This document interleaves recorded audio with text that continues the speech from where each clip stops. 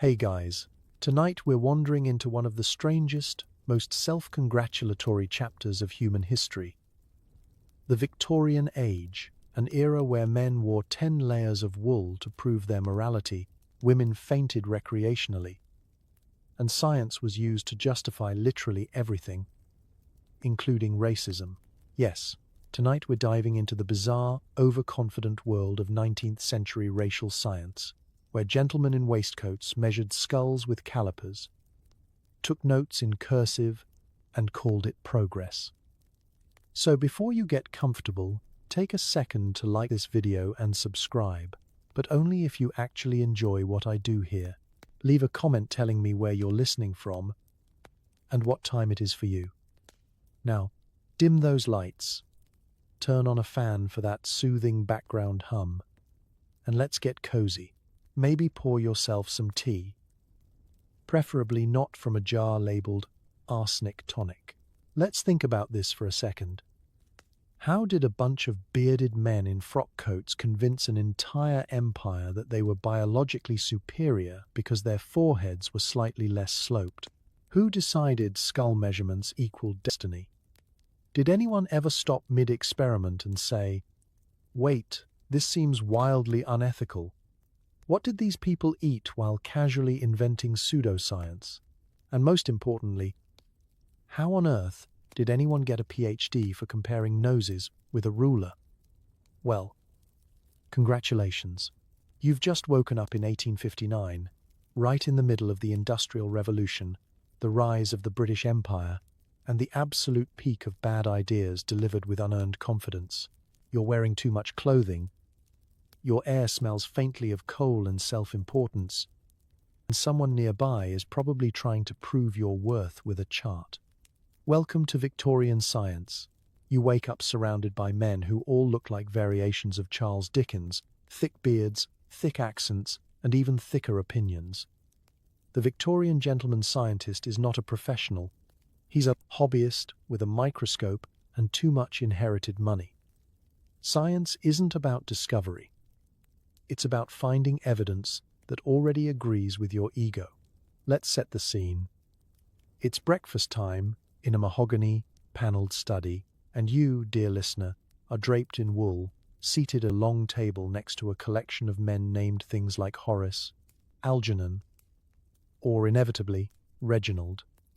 Every one of them is sporting facial hair that looks like it was designed to scare away small children and food stains alike.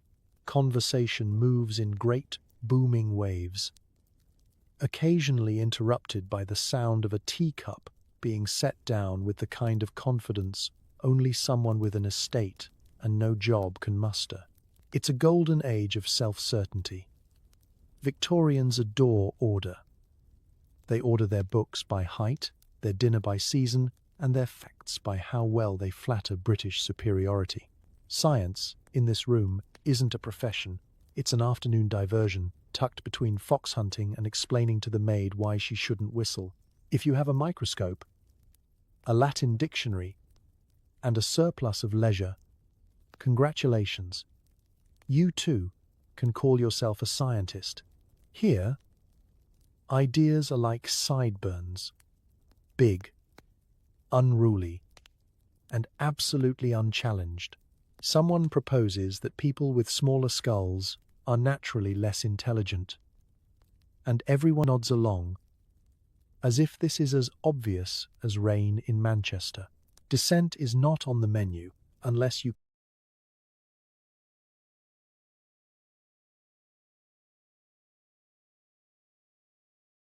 count a passing disagreement over the ideal length of a mutton chop. For the modern listener, it's a bit like sitting in a meeting where no one actually knows what they're talking about, but everyone has already agreed that whatever comes out of their mouth is groundbreaking. Let's talk about the equipment. In the Victorian lab, which is really just a drawing room with extra fumes, science is performed using beautiful brass instruments and the world's worst methodologies. Your fellow natural philosophers are measuring skulls, cataloguing insects, and pinning butterflies with all the accuracy of someone playing darts after 3 glasses of sherry. The results don't matter as much as the ritual. If the experiment happens in a room full of cigar smoke and Latin inscriptions, it must be correct. The real purpose of all this activity? Status. A Victorian gentleman scientist is nothing if not competitive. His greatest fear is not being wrong, but being outdone by Lord Bumblesnuff's latest monograph on the reproductive habits of the lesser spotted newt. New scientific societies spring up like weeds, each with a fancier name than the last.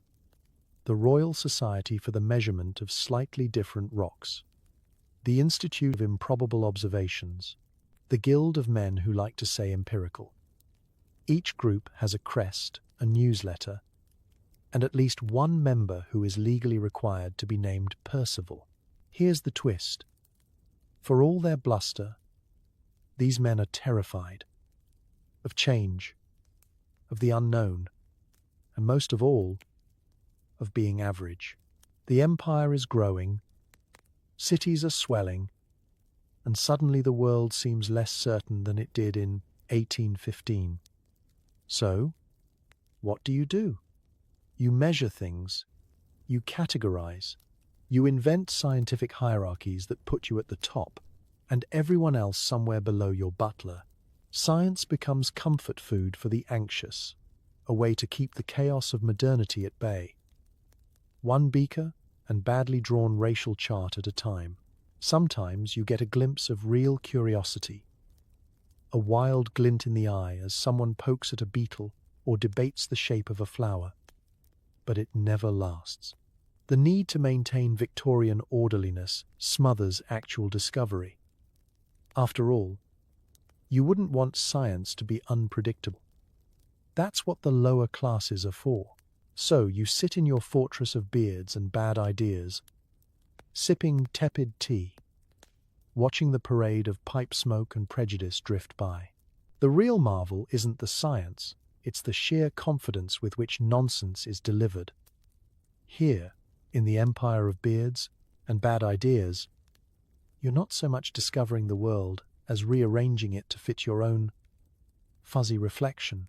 And, like every Victorian experiment, the main outcome is an overwhelming sense of self-approval, plus a faint aroma of mutton and mothballs.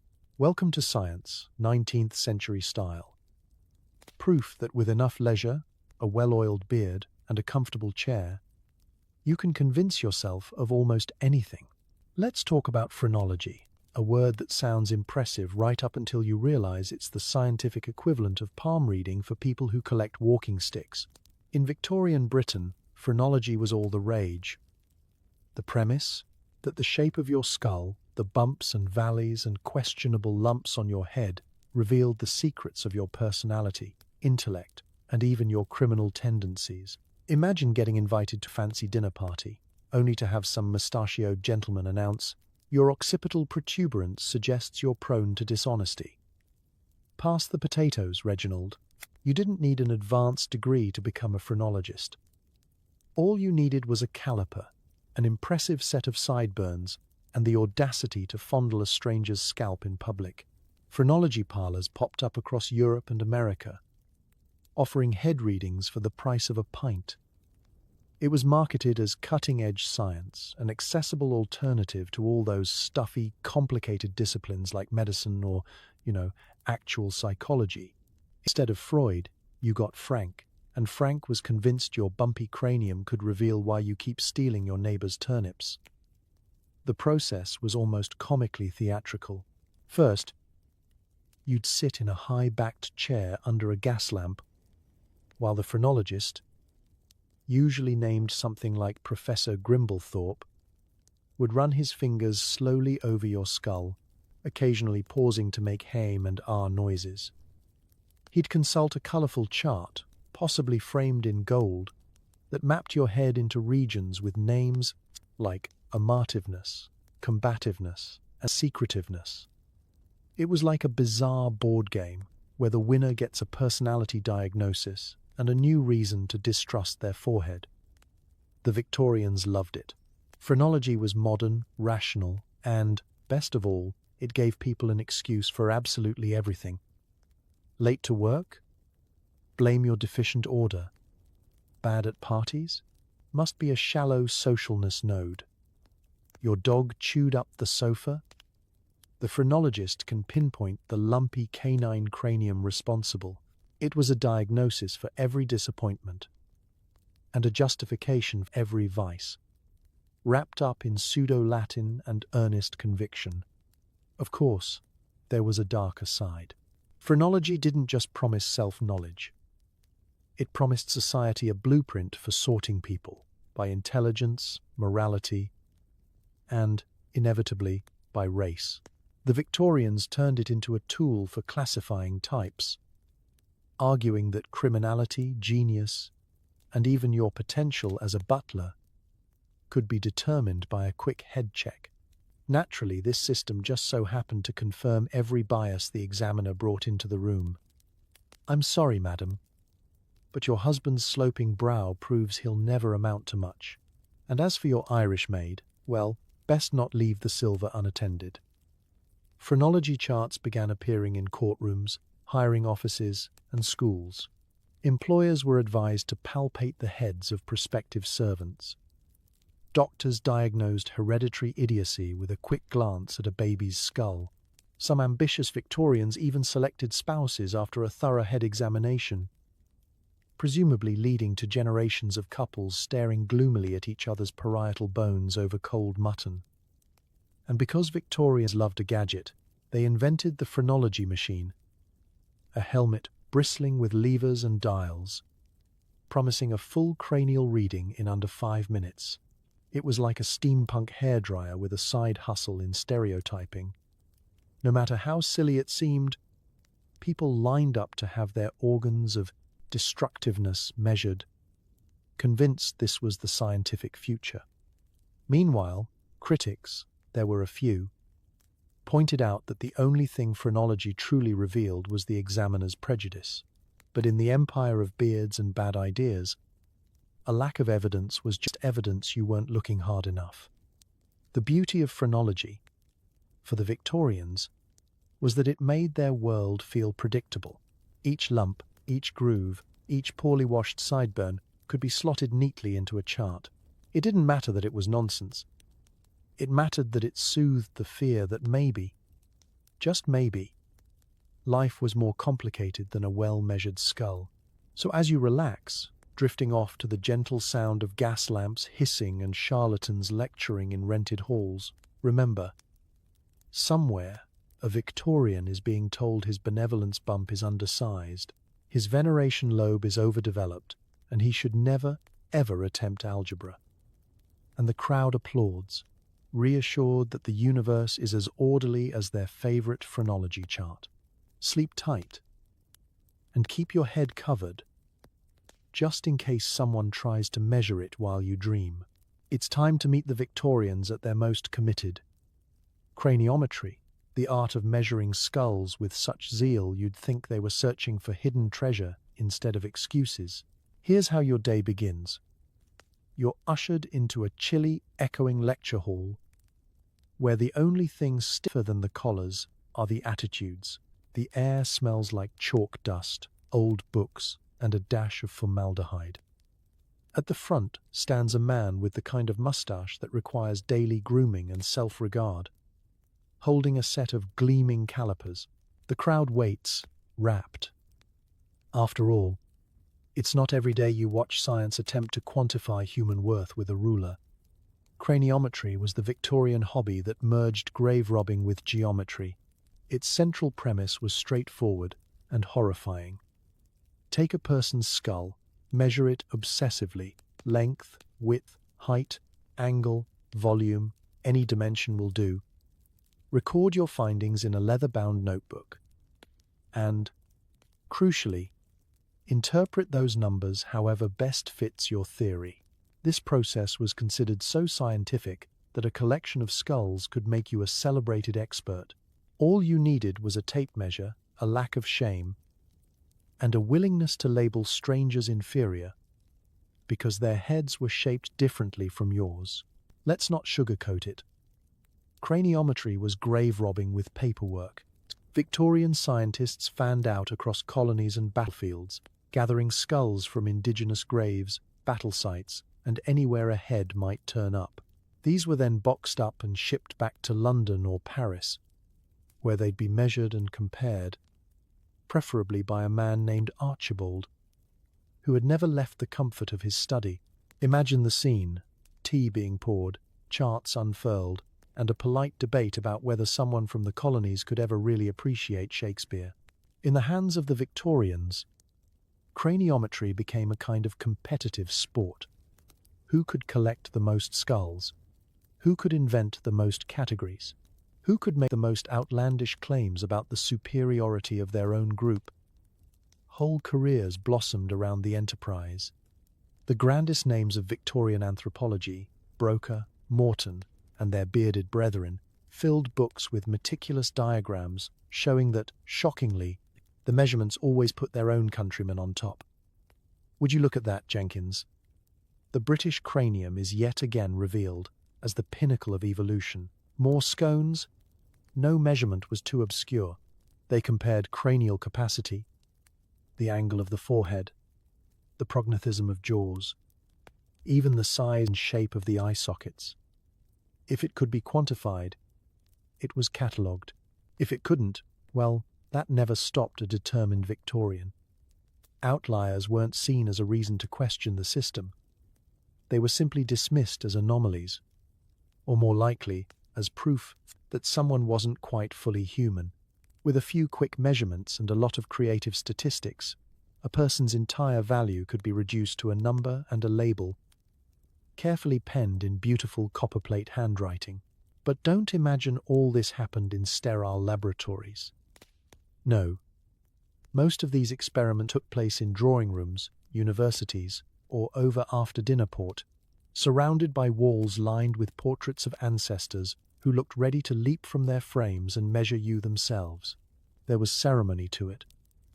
A display of calipers, a reverent silence. And then the numbers, spoken with the kind of solemnity usually reserved for ancient prophecy or bad poetry readings. Perhaps the most astonishing part is how earnestly everyone took it. Craniometry wasn't fringe science. It was mainstream, cited by statesmen, used in courtrooms, and even taught in schools. Policymakers looked to these skull studies for justification of colonialism, slavery, and segregation. The numbers, suspiciously tidy, comfortingly precise, offered moral cover for the empire's worst behavior. After all, if a chart said it, who were they to argue?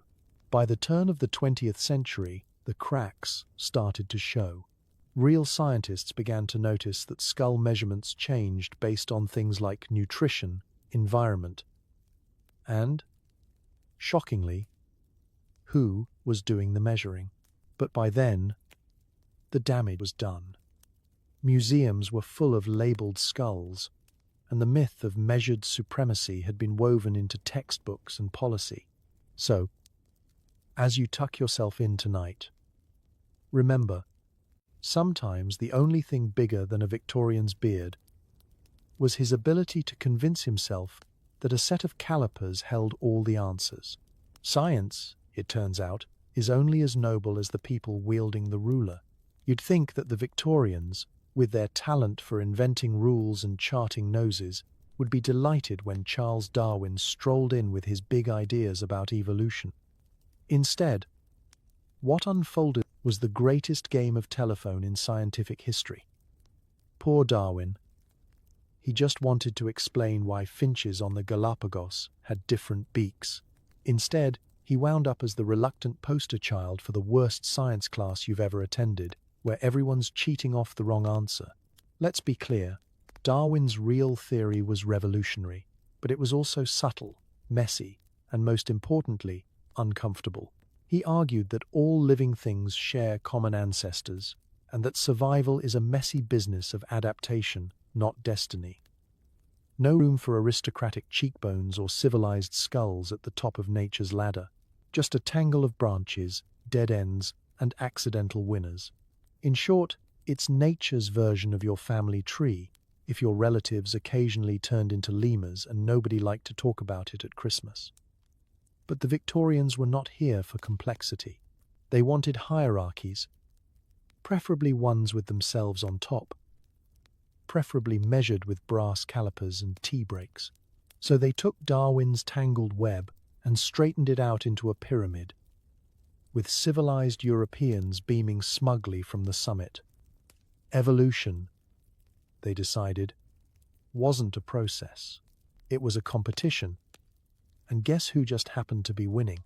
Suddenly, every drawing room and schoolroom echoed with the phrase, "survival of the fittest," a slogan Darwin never actually used in his original text, but which spread faster than a cold at a Victorian orphanage. The term, coined by Herbert Spencer, was adopted by those eager to believe that nature itself endorsed their power, privilege, and tendency to wear uncomfortable shoes. If you wanted proof that empire, aristocracy, and class division were natural, well, there it was, straight from the beak of a Galapagos finch, delivered via the Queen's English. Even the idea of fitness was warped. In Darwin's writing, fitness meant simply the ability to survive and reproduce in your environment. In Victorian society, it became a loaded word, meaning money, manners, pallor, and the right kind of forehead. Suddenly, less evolved peoples were declared obstacles to progress, not just by force of empire, but by the laws of nature itself. The Victorians invented social Darwinism, an entirely new branch of nonsense, used to justify everything from child labor to colonial violence. Not only was it unethical, it was bad biology too. And imagine Darwin's position, awkward, to say the least. Here's a man who spent decades obsessing over barnacles and pigeons, suddenly finding his name invoked in parliamentary debates about whether or not to oppress half the planet. Darwin himself was a gentle soul, painfully aware of the cruelty people could inflict when armed with scientific authority. In his letters, he worried about how his ideas might be twisted. He agonized over publishing, fearing, correctly, that his theory would be used as a weapon by men who cared more for their own standing than for any actual truth. Still, once the genie was out of the bottle, there was no putting it back. Evolution became a buzzword for progress, destiny, and, above all, British superiority. Missionaries, bureaucrats, and mustachioed uncles the world over used Darwin's name as a kind of passport to self-importance. If anyone questioned them, they'd simply point to the chart. Look, see, it's science. Never mind that the chart was a work of fiction, and the fit species were always conveniently similar to whoever was holding the pen. Meanwhile, the darker applications multiplied. Social policies sprang up that claimed to improve the human race. Eugenics, forced sterilization, the whole 9 yards of bad ideas, all traced back, in the public mind, to one nervous naturalist and his boatload of beetles. The original message, a warning about nature's randomness and adaptability, was buried under a heap of smug justifications. So as you drift off tonight, spare a thought for poor Charles Darwin, forever haunted by images of earnest Victorians misquoting him at dinner parties. In the end, his theory was less a marching order and more a reminder that we are all, stubbornly, part of the same tangled story, misinterpretations, mistakes, and all. Let's take you into the heart of the Victorian scientific process. The laboratory, or, as it more often appeared, the drawing room masquerading as a laboratory. The real work of science took place not in pristine halls lined with test tubes, but in overstuffed studies, parlor rooms reeking of tobacco, and repurposed attics where the main safety equipment was a decanter of whiskey. Welcome to the laboratory of the Victorian gentleman scientist, where discovery, eccentricity, and a complete disregard for peer review collide. You open your eyes to shelves cluttered with glass jars, pickled frogs, half-dissected songbirds, and the occasional mummified hand. sharing space with cigar boxes and the remnants of someone's lunch. There's a distinct smell, a combination of candle wax, spilled gin, and the melancholy odor of decaying specimens. Your host, a man in an ink-stained waistcoat, welcomes you by offering a seat dangerously close to a stack of moldy papers labeled "Important Findings, Do Not Disturb, Mother." The equipment is a glorious mix of the useful and the useless. On the table, an imposing microscope, more polished than functional, a magnifying glass with a cracked handle, and a brass balance scale that hasn't measured anything accurately since Waterloo. There's a set of calipers, of course, no Victorian science complete without them, and a pile of quills, all perpetually out of ink. You might even spot a taxidermied owl, posed in the corner as a silent witness to the shenanigans. The work itself is creative. Gentlemen scientists, who rarely had formal training or any concept of double-blind studies, approached the mysteries of nature with the reckless energy of someone solving a crossword puzzle after 4 glasses of port. One afternoon might be spent measuring skulls for racial differences. The next, attempting to revive frogs with electricity, followed by lengthy debates about whether oysters feel regret. Every theory is proposed with the gravity of a royal decree, regardless of whether it's been tested, observed, or simply imagined between sips of sherry. This is not to say these men lacked enthusiasm. On the contrary, the Victorian laboratory was powered by the boundless confidence of men who had never been told no in their lives. Their belief in progress was so absolute that even a failed experiment became an exciting preliminary result. You could light your sleeve on fire while distilling tonics, or accidentally poison the dog with a miscalculated chemistry demonstration, and still be lauded for your adventurous spirit at the next club meeting. Of course, these amateur labs were social spaces as much as scientific ones. The real discoveries usually happened after hours, as the whiskey flowed and stories grew wilder. If someone's beetle collection escaped and infested the curtains, or if a jar labeled rat spleens burst unexpectedly, the result was not panic, but a good anecdote for the next issue of the Society newsletter. In Victorian science, disaster and discovery were cousins, both equally likely to earn you a reputation and possibly a commemorative plaque. The laboratory was also a stage for hierarchy and rivalry. A true gentleman scientist was nothing without an audience, preferably a gathering of equally bearded peers, and, ideally, at least one wide-eyed apprentice to jot down every eureka. Whether discovering a new species of moss or inventing a theory about the inheritance of melancholy, what mattered most was the performance. If you could speak with enough confidence, the room would nod along, even as the cat knocked over your crucial evidence. Unfortunately, the line between research and entertainment was perilously thin. More than one hypothesis started as a joke and ended up published in a reputable journal. Friends dared each other to concoct wilder and wilder ideas, from theories of brain lumps predicting destiny to the possibility of transmitting genius by wearing a powdered wig soaked in foxglove tea. As long as you published it in the proceedings, no one dared question your methods, unless, of course, you got gin on the manuscript. So, as you settle into sleep, picture yourself in the haze of cigar smoke, the flicker of candlelight reflecting in amber whiskey, and the comforting certainty that here, in the gentleman's laboratory, the only real limit to science is your own imagination and the size of your sideburns.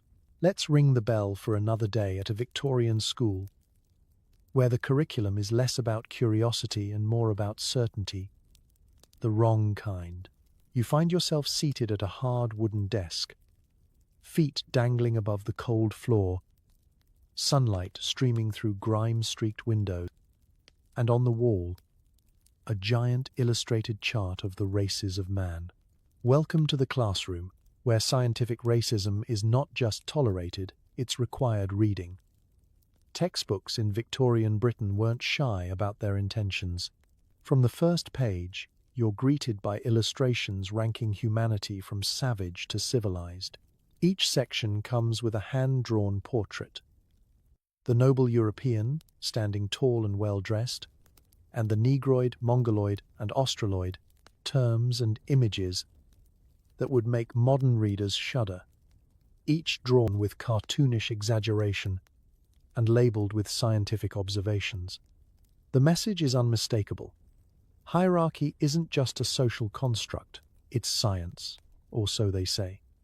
The teacher, likely a man with chalk on his cuffs and an impressive moustache, begins the day's lesson with a pointer in one hand and a battered copy of Types of Mankind in the other.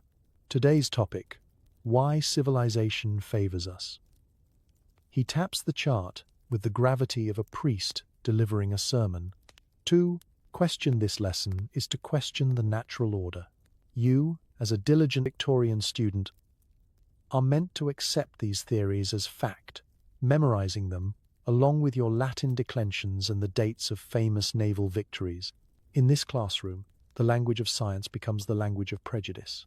Students are drilled on cranial indices and facial angles, asked to recite which races supposedly have the highest or lowest capacities for intelligence and morality.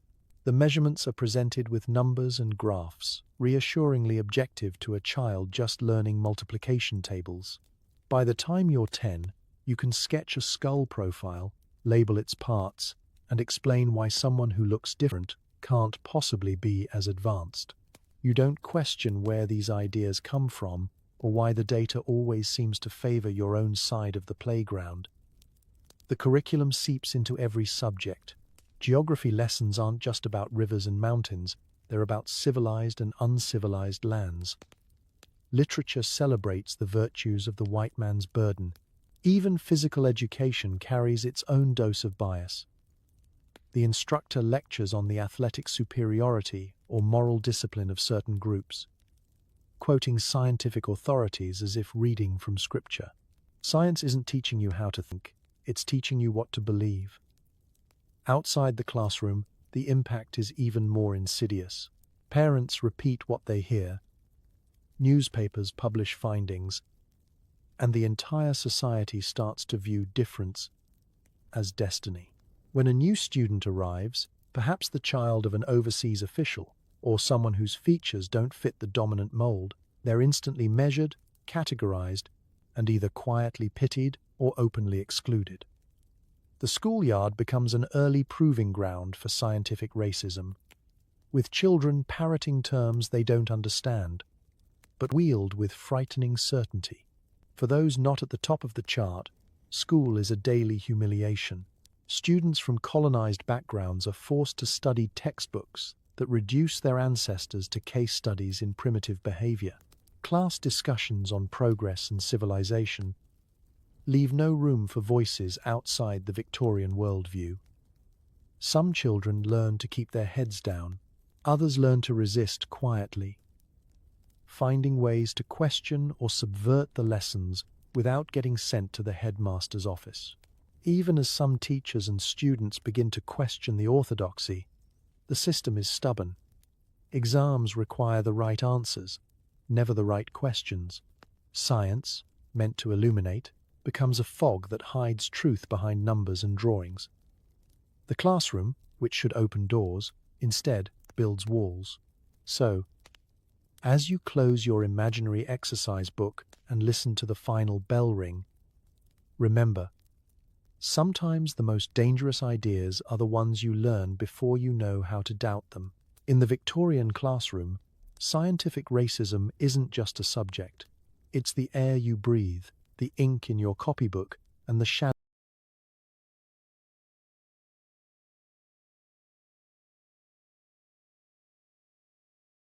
on every test. Sleep well, and be grateful that tonight your education can be rewritten and your mind is your own. Let's stroll through the crisp morning air of Victorian London. You're wearing a top hat, carrying an umbrella for the fog, and, for the first time, you've got a ticket to the city's latest attraction, the human zoo. This isn't a metaphor, and it isn't hidden away. It's a public spectacle, right next to the lions and giraffes, and, shockingly, the queue stretches around the block. You shuffle forward with the crowd, heart beating with a strange mix of curiosity and discomfort that the Victorians seemed to mistake for progress. Behind iron bars or in recreated native villages, people from Africa, Asia, the Americas, and the Pacific Islands are exhibited just like animals. There are placards with their names, places of origin, and crucially, a list of their supposed racial characteristics, helpfully provided by the same scientists who spent their evenings polishing calipers and perfecting their theories of natural hierarchy. Children press their noses to the glass. Adults take notes for their journals, and everyone feels reassured that the world is just as the textbooks say, neatly divided and easily understood. There's a strange comfort in the display. "Look," says a bespectacled man to his daughter, "you can see the entire empire right here." The implication is clear. Difference is something to be gawked at, not understood, explained away, not embraced. The exhibits themselves are anything but passive. The people forced to perform in these zoos do their best to preserve dignity. Some sing or dance traditional songs, others cook or craft as they would at home. Sometimes they are given scripts, told to act primitive for the benefit of the crowd. Every gesture is scrutinized, every smile or frown noted by amateur anthropologists with notebooks and pencils poised. The scientific observers talk about bone structure and tribal customs as if discussing rare birds, never once pausing to ask about hopes, dreams, or stories. And if you think this is just an English phenomenon, think again. Human zoos pop up in Paris, Hamburg, New York, and even as far as Tokyo. They're international events, part of world's fairs and expositions. Millions of visitors pass through, gawking at authentic native life. Queen Victoria herself visits. Schoolteachers organize field trips. Newspapers publish glowing reviews. This is not a fringe attraction. It is mainstream, respectable, and cloaked in the language of education. The science that underpins all this is, of course, nonsense.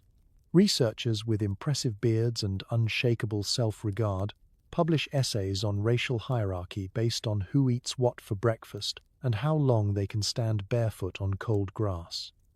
Measurements are taken, photographs are snapped.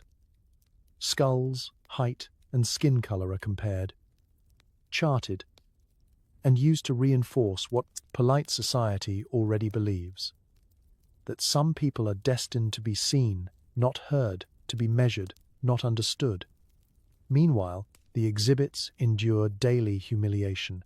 Their every move is watched, discussed, and misinterpreted. Some fall ill or suffer mental breakdowns, far from home and family. Others find small ways to resist, secretly mocking their captors, quietly preserving their language and dignity in private moments. Occasionally, they capture the sympathy of a visitor, or their story leaks to the press. But mostly, they remain silent objects in the eyes of science and empire. What's perhaps most chilling is how quickly the extraordinary becomes ordinary. After a few visits, the shock wears off. People discuss the human zoo over tea, alongside gossip about the weather and the latest scandal. Children grow up believing that it's normal to put people on display. Teachers and scientists assure everyone that it's for the sake of knowledge and progress. No one wants to ask the hard questions, because the answers are uncomfortable. So, as you close the gates of this strange, unsettling menagerie behind you, take a moment to wonder what you've really learned. Maybe, just maybe, the greatest curiosity is not in the people behind the bars, but in the minds of those who built the cage and called it science. Sleep well, and let's hope the walls between us become easier to take down than they were to build. It's the late 1800s, and you're now an honorary member of the Victorian Anthropological Society, a club whose founding principle is that the world is best understood from a well-upholstered armchair in London. Anthropology, for the Victorians, isn't just about learning from other cultures. No, it's about collecting stories, bones, and artifacts to support the grand narrative that the British Empire is the centre of everything, and everyone else is somewhere along a sliding scale of almost British to not even trying. Picture yourself at a society meeting, surrounded by mahogany and cigar smoke, where men named Percival, Augustus, and Lady Euphemia discuss native customs over tea and scones. There's always a map on the wall, recently updated, because some poor island has just been renamed after a cousin of the Queen. On the table are trinkets, spears, ceremonial masks, and mysterious objects collected from every corner of the empire. Each one is a conversation starter, a souvenir, and, most importantly, a piece of evidence in the argument that Britain is the pinnacle of civilization. The language of the discipline is clinical, cold, and always slightly smug. Reports are written not for the people being described, but for other armchair explorers, emphasizing difference, strangeness, and the need for intervention. Anthropologists in the field are less scientists and more imperial agents. They're sent out with pith helmets and sketchbooks, tasked with cataloguing not just plants and animals, but entire peoples, measuring foreheads, counting teeth, and making endless notes about rituals they barely understand. If something seems odd or confusing, that's all the more proof of backwardness. "Why do these villagers worship rivers?" asks one society member, while stirring his tea with imported sugar and pouring from a pot made in India.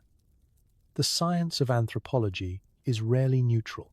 Every observation, every drawing, and every skull measured is another brick in the wall of empire.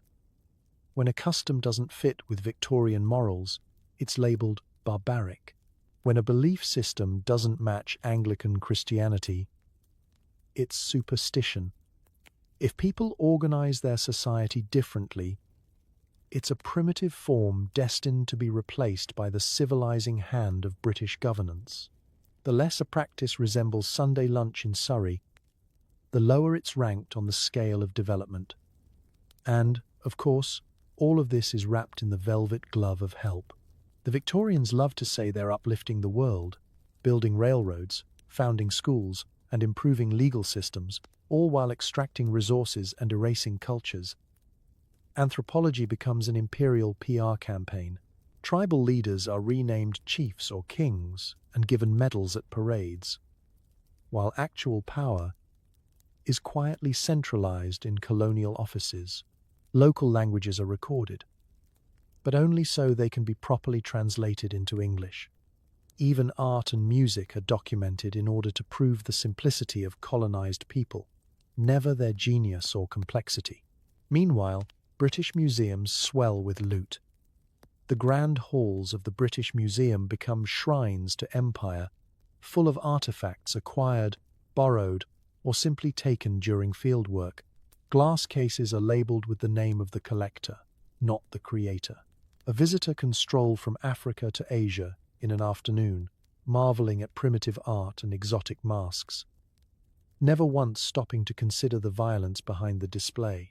The official story is progress, but behind the scenes, it's a story of loss, of languages, histories, and knowledge systems erased to make room for Victorian certainty. For many, anthropology is a game of status and spectacle. Those who bring back the rarest object, the most shocking story, win a round of applause and a published essay. But for the people being studied, it's something else entirely. A slow, steady displacement, being told you're interesting, but never important, unique, but always inferior. So as you settle in for the night, surrounded by the sound of crackling fireplaces and the echo of distant lands described in third person, remember, anthropology, in the Victorian era, wasn't about understanding the world. It was about collecting it and making sure that the story always ended with the British on top. Sleep well, and let's hope your dreams are full of questions, not just answers. It's time to eavesdrop on one of the strangest dinner debates the Victorian era ever served, polygenism. Tonight's guest list features men with mutton chop whiskers and monocles, gathered around a walnut table, eagerly carving up both roast pheasant and the human family tree. Because in the mid-19th century, serious scientists entertained a theory so wild that it makes phrenology look like Sudoku. The idea that different races were actually different species, created separately, with separate destinies, and, of course, very separate places in the pecking order. Pelagianism was the science of division, built for a world that wanted excuses. The basic argument went something like this: if you look different, you must come from different stock, never mind migration, climate, or the minor detail that everyone's human. Polygenists insisted that the white European was not just at the top of the ladder but standing on a completely different one. Africans, Asians, indigenous peoples, each belonged to their own original creation. So the theory went, which conveniently explained why some people got to rule and others were destined to serve. This was not just a barroom fantasy. Polygenism was endorsed in lectures, published in scientific journals, and quoted in courtrooms. It was presented as fact by men in frock coats who spent their days collecting skulls and their evenings congratulating each other. The great proof was found in bones and measurements, arm lengths, jaw lines, even the shape of an ear. If you squinted just right and ignored all the evidence to the contrary, you could convince yourself that these differences weren't just skin deep, they were fundamental, biological, and unchangeable. The stakes were enormous. Pelagianism wasn't just a quirky theory, it was political dynamite. In the age of abolition, as Britain and other countries struggled with the legacy of slavery, polygynists became the comfortable allies of plantation owners and colonial officials everywhere. If races were different species, then calls for equality could be dismissed as sentimental nonsense. Human rights? Those were for your own kind. Empathy? Strictly optional. Even religion, which in other eras had argued for the unity of humanity, was cleverly twisted. Some pelagianists cherry-picked verses to prove that the Bible supported their divides. Others simply claimed that Genesis never mentioned everyone. Opposing them were the monogenists, scientists, theologians, and sometimes even a few progressive politicians who argued, against the flow, that all humans shared a single origin. It was a debate not just of science, but of morals. Monogenists pointed out that, genetically and anatomically, humans were far more alike than different. But in the Victorian public mind, where difference sold books and confirmed prejudices, polygenism always drew a bigger crowd. Let's not imagine that these debates were polite. Polygynist tracts were written with a confidence only possible when you never questioned your own reflection.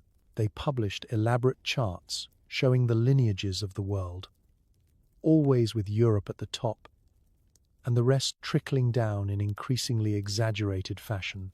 Theories grew wilder, that different races had different ancestors, that some couldn't feel pain the same way, that, given the choice, nature always picked the British. The dinner table was full of bravado, but in the real world, these ideas became laws, immigration policies, and even justifications for violence. The tragedy, of course, was how thoroughly this thinking seeped into everything. Pelagianism influenced anthropology, medicine, and even the design of world's fairs. It painted difference as destiny and made prejudice seem like common sense. And the more elaborate the theories, the more impossible it became to question them, especially if you were sitting on the wrong side of the table. Eventually, as genetics and common sense began to prevail, pelagianism was debunked and discarded, relegated to the attic of terrible ideas. But by then, its damage was done. Generations had grown up with the idea that division was natural, inevitable, and even scientific. So, As you drift off tonight, spare a thought for those who resisted, the voices that insisted on unity, even as the experts drew lines. The next time someone claims division is destiny, remember, sometimes the only thing separating us is the story we choose to tell, and history is full of stories just waiting to be rewritten. Welcome to the hallowed halls of the Victorian Museum, where the air is thick with dust, reverence, and the faint scent of mothballs. It's the age of empire, and museums are booming. Cathedrals not for faith, but for knowledge, where every exhibit is a silent tribute to the reach and the plunder of British science. You walk beneath high stone arches, the floor echoing with your footsteps, and realize that nearly everything on display has traveled further than most Victorians would ever dream. These aren't just collections, they are trophies. Each glass case is filled with artifacts, bones, weapons, jewelry, and of course, human remains. Skulls and femurs are labeled with neat copperplate, specimen, South Pacific, or collected, Sudan, 1879, Sir Archibald.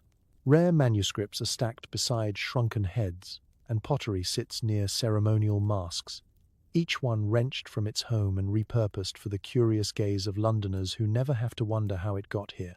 For the Victorian public, the museum is a time machine, a safari, and a victory parade, all under one roof. The narrative is always the same. The empire collects, categorizes, and preserves what others can only create.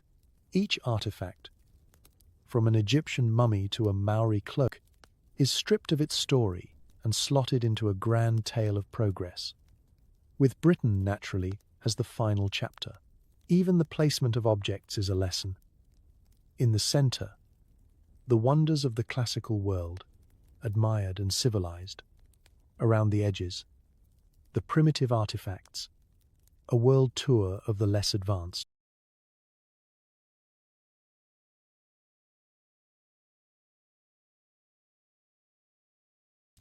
The unspoken message is as heavy as the stone sarcophagus by the entrance. All roads lead to London. Behind the scenes, the process is as colonial as the collections themselves. British officers, missionaries, and explorers send crates of loot back from every outpost, encouraged by scientific societies hungry for new specimens. There are instructions for what to bring: skulls, skeletons, tools, anything that can be measured, catalogued, and compared. The more unusual, the better. Sometimes, entire families are uprooted for anthropological study. Local resistance is rarely mentioned on the exhibit placard. And then there's the science. Curators and visiting scholars examine, classify, and pronounce their judgments, drawing elaborate connections between the objects and their pet theories of race, progress, and civilization. A skull becomes proof of inferiority. A mask becomes evidence of arrested development. Pottery is displayed as a window onto vanished cultures, even if the makers are still very much alive, just not allowed to visit their own heritage. The museum doesn't just display objects, it displays power. For visitors, the effect is mesmerizing. Crowds marvel at the scale and exoticism of the exhibits, their ideas about the world confirmed and expanded. Children press their faces to the glass, learning that the world is full of wonders, and that Britain's role is to collect and curate them. School groups march through, notebooks in hand, sketching artifacts and reciting the official narratives. There's awe, yes, but also an unsettling pride, a sense of ownership over the world's diversity, rebranded as one nation's legacy. Yet not everyone is fooled. Some visitors, especially those from colonized lands, see only theft. The museum is not a sanctuary but a crime scene, its glass cases filled with evidence of loss and erasure. A few bold critics, writers, artists, and even some early anthropologists begin to question the morality of the collections. Where are the stories of how these objects were taken, Who decides what is worthy of display? Who gets to write the labels? And who is never mentioned? By the end of the Victorian era, museums have become shrines to a particular kind of science, one that values possession over understanding, display over dialogue. The knowledge on offer is impressive but incomplete, and the silence in the halls is often the silence of those who were never allowed to speak. So as you wander out past marble lions and heavy doors, take one last look back. The world on display is remarkable, but it's only half the story. And someday, maybe, the other half, the voices and histories behind the glass, will finally be heard. Until then, the museum dreams in silence, waiting for the day when all its stories are told. Settle in for another Victorian afternoon, where the air is thick with the aroma of black tea, tonic water, and the underlying musk of something less palatable, Victorian masculinity dressed up in science. In this world, drawing rooms are both battleground and laboratory. And the measure of a man is not just his sideburns or waistcoat, but his ability to debate the fitness of entire populations without ever getting biscuit crumbs on his vest. Here's the scene. The men of science gather after a hearty luncheon, bellies full and egos fuller, each with a steaming cup of tea in one hand and a glass of invigorating tonic in the other. The tonic, more gin than quinine, promises health, energy, and the vague sense of superiority that comes from sipping your medicine in a cut crystal tumbler. They toast to progress, empire, and the white man's burden, all with the smooth confidence of men who have never been told to lower their voices. As conversation warms up, so does the rhetoric. Today's topic: who counts as truly civilized, and who is merely decorative background for the empire's grand adventure. The talk swirls between colonial governance, the inferiority of tropical races, and the importance of maintaining strong Anglo-Saxon stock. Someone, inevitably, will quote Darwin out of context. Another will reference a recent skull measurement or the stamina of British soldiers in India. Nobody will mention the actual people being measured or governed. Science, in this room, is less about inquiry and more about justifying what everyone already wants to believe. The Victorians, for all their obsession with manners, loved drawing hard lines between real men and everyone else. Masculinity, here, is defined by dominance of nature, of women, of colonized peoples, and, most importantly, of the self. To be a gentleman is to be rational, unemotional, and firm in opinion, preferably while wearing 3 layers of tweed in July. A man who doubts or hesitates is accused of weakness, or worse, sentimentality. Words spoken with the same horror reserved for a spotted apple or a French novel. This version of manhood is enforced with scientific authority. Medical journals warn that too much introspection or emotional expression can lead to nervous disorders. Anthropologists insist that lesser races are naturally more emotional, more childlike, and thus unfit for leadership. Even the advertising of the day promises tonics and pills that will restore manly vigor. A clear message that strength is something you can buy, provided you have the right prescription and an iron constitution. But the pressure isn't just on outsiders. Victorian men themselves live under constant scrutiny. Every action, from the firmness of a handshake to the depth of a baritone, is weighed against the imaginary standard of the perfect British male. The language of science provides both a carrot and a stick. Follow the rules, and you are advanced, rational, and destined to lead. Slip up, and you risk sliding down the evolutionary ladder, joining the ranks of the overly emotional, the savage, or the, heaven forbid, effeminate. Boys are taught from a young age to suppress tears, control impulses, and never, ever admit to fear. The classroom, the sports field, and the home are all training grounds for this brand of masculinity.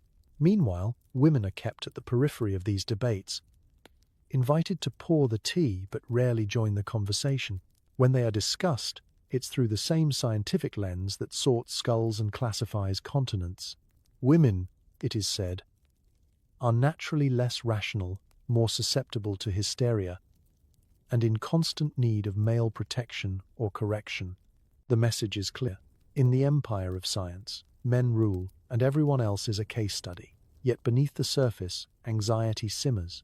The very need to prove manliness, again and again, hints at its fragility. For all the bravado, Victorian masculinity is a performance, a carefully rehearsed script with no room for mistakes. As the tea grows cold and the tonic bottles empty, what remains is the memory of a conversation where science did less to illuminate and more to reinforce the boundaries of a world built on exclusion. So, as you close your eyes tonight, let the taste of tea and tonic fade. Remember that not all experiments seek truth. Some just try to keep the old stories alive, no matter the cost. And perhaps the bravest thing a Victorian could have done was to question what it really meant to be strong. Wake up in the heart of Victorian Britain, and you'll quickly notice who's missing from the grand parade of scientific progress. Women. The bearded men get the busts, the medals, and the footnotes. The women? They get the footstools, the housework, and an endless stream of patronizing advice. If you're a woman in science, your greatest challenge isn't the lack of a microscope. It's the fact that society would rather you used it to clean smudges off the windows. You might be clever, curious, and full of questions. But Victorian Britain greets female intellect with suspicion at best, outright hostility at worst.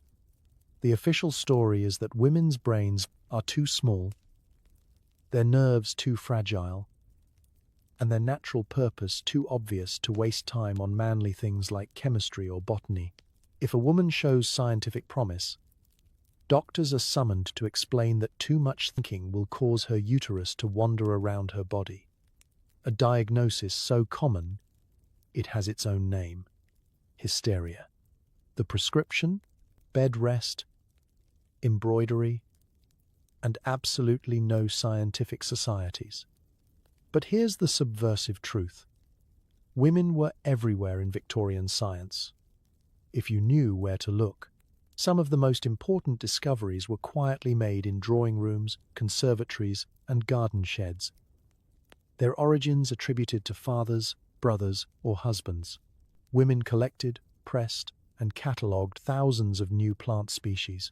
They bred insects, charted the movements of stars, kept meticulous records of weather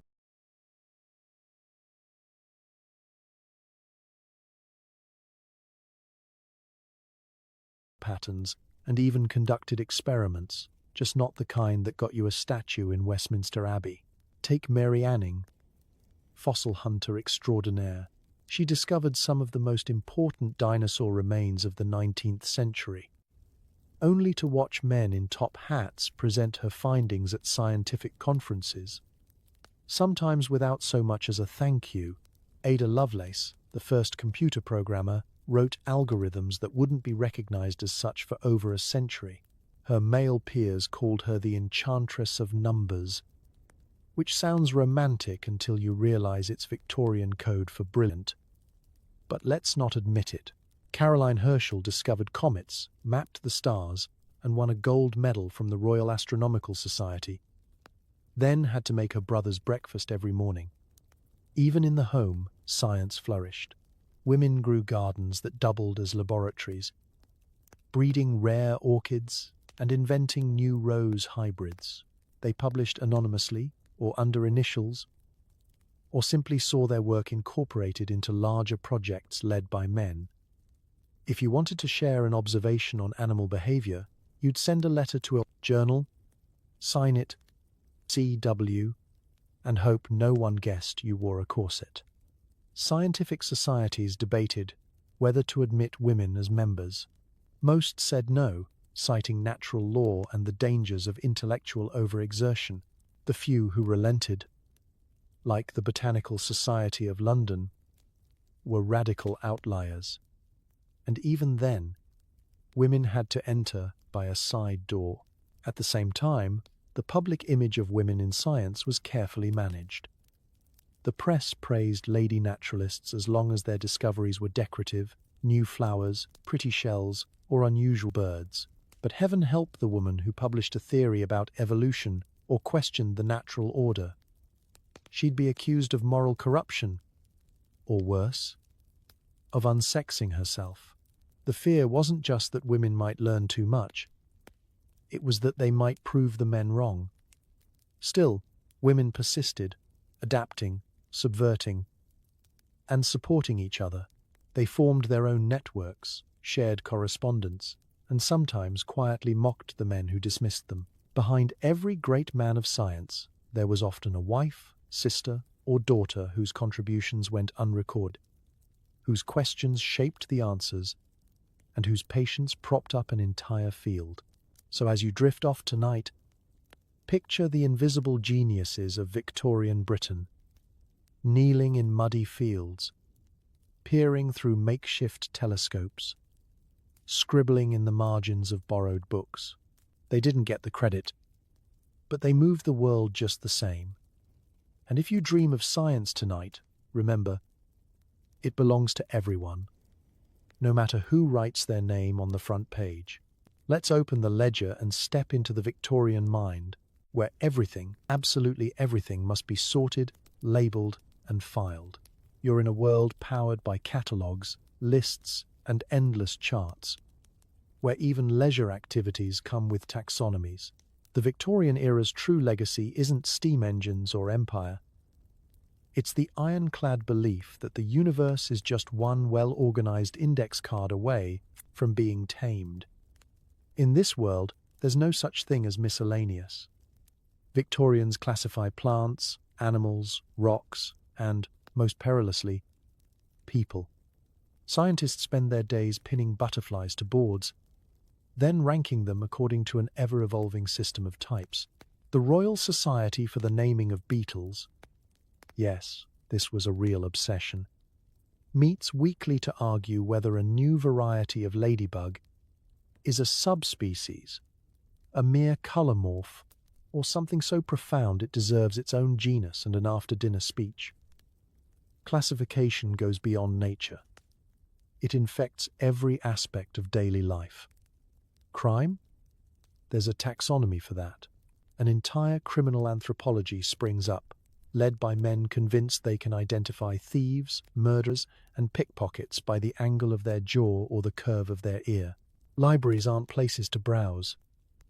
They are battlegrounds for cataloguers. Dewey Decimal wasn't British, but the spirit of obsessive order certainly was. Even the British class system is a sort of social taxonomy. Duke, Earl, Merchant, Scullery Maid, each slotting neatly into their rung on the great societal ladder. And then comes the human body. The Victorians were positively giddy at the prospect of classifying physical features. There are endless debates about the best way to measure foreheads, noses, and lips, each metric supposedly unlocking secrets of intelligence, temperament, and moral worth. The entire pseudoscience of physiognomy is reborn, promising to reveal a person's character from the shape of their brow or the tilt of their chin.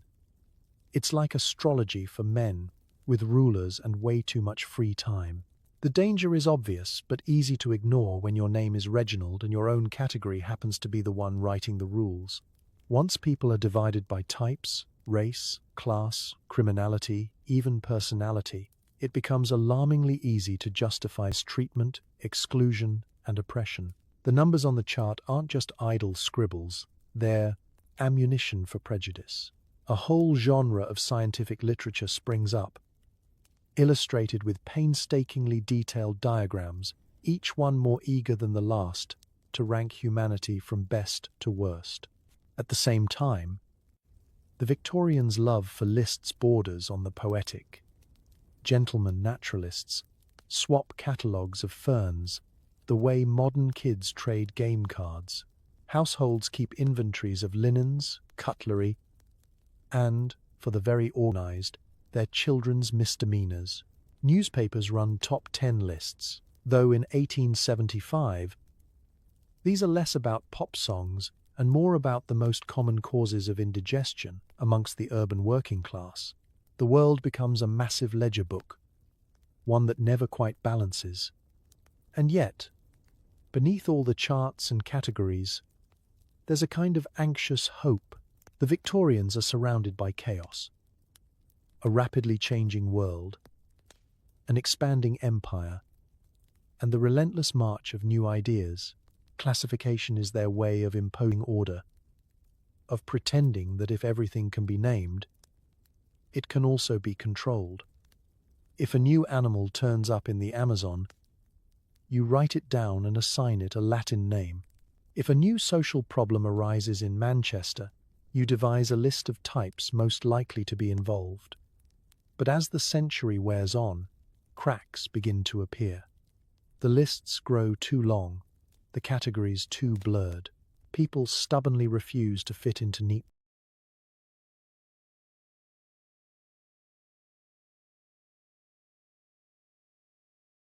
boxes. Real science starts to reveal how superficial and even dangerous these classifications really are. The urge to control is slowly replaced by the realization that complexity is not chaos, and not everything that matters can be measured. So tonight, as you drift to sleep, imagine the rustle of index cards, the scratch of pen on paper, and the quiet rebellion of every messy, glorious thing that refuses to fit the Victorian system. The universe, it turns out, is much bigger and much stranger than anyone's list, and sometimes the best thing can't be catalogued at all. It's a foggy London morning, and you're clutching your notebook, ready to witness the Victorian era's favourite scientific scavenger hunt, the search for the missing link. This wasn't just a casual research project. It was a national obsession.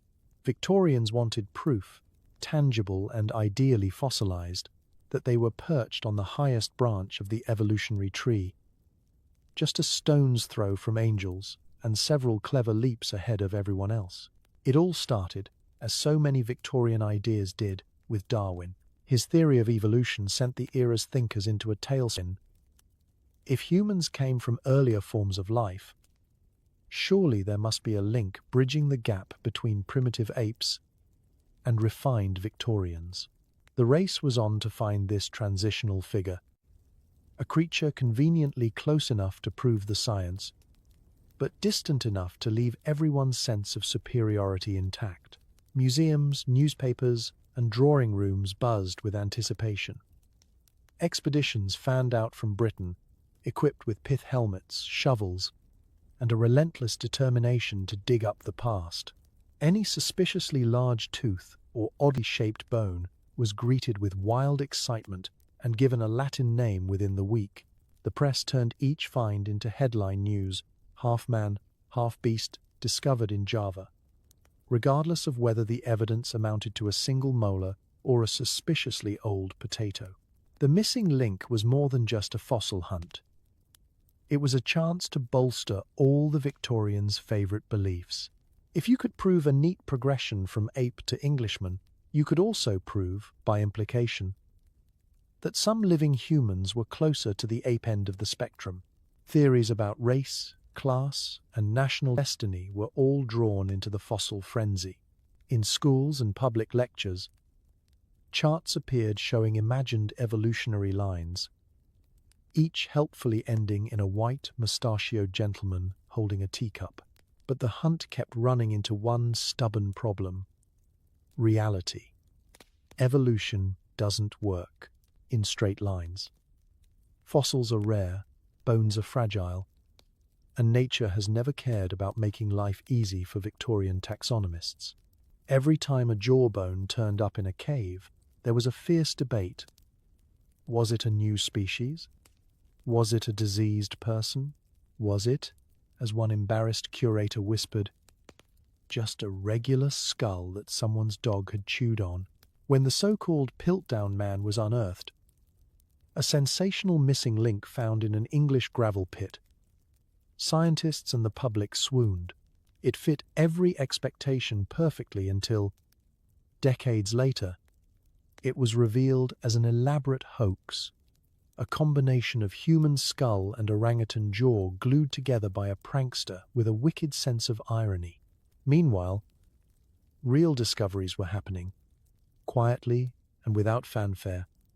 Far from the London spotlight, fossils in Africa and Asia began to reveal a much more complicated picture of human ancestry, one with many branches, dead ends, and messy crossovers. But these didn't make for tidy museum displays or reassuring headlines. Victorians preferred their evolutionary story with a clear protagonist, themselves, and a series of supporting characters fading conveniently into extinction. All the while, the missing link became a metaphor for everything the Victorians feared about their own place in the world. What if they weren't the inevitable outcome of history? What if progress wasn't a straight line? What if the universe was less a staircase and more a tangled hedge maze, full of surprises and reversals? By the early 20th century, the search for the missing link had mostly fizzled out, replaced by real paleontology and a growing sense of humility. The fossil record refused to deliver a single perfect ancestor. Instead, it told a story of shared origins and branching possibilities, a family tree in which everyone is, at some level, related.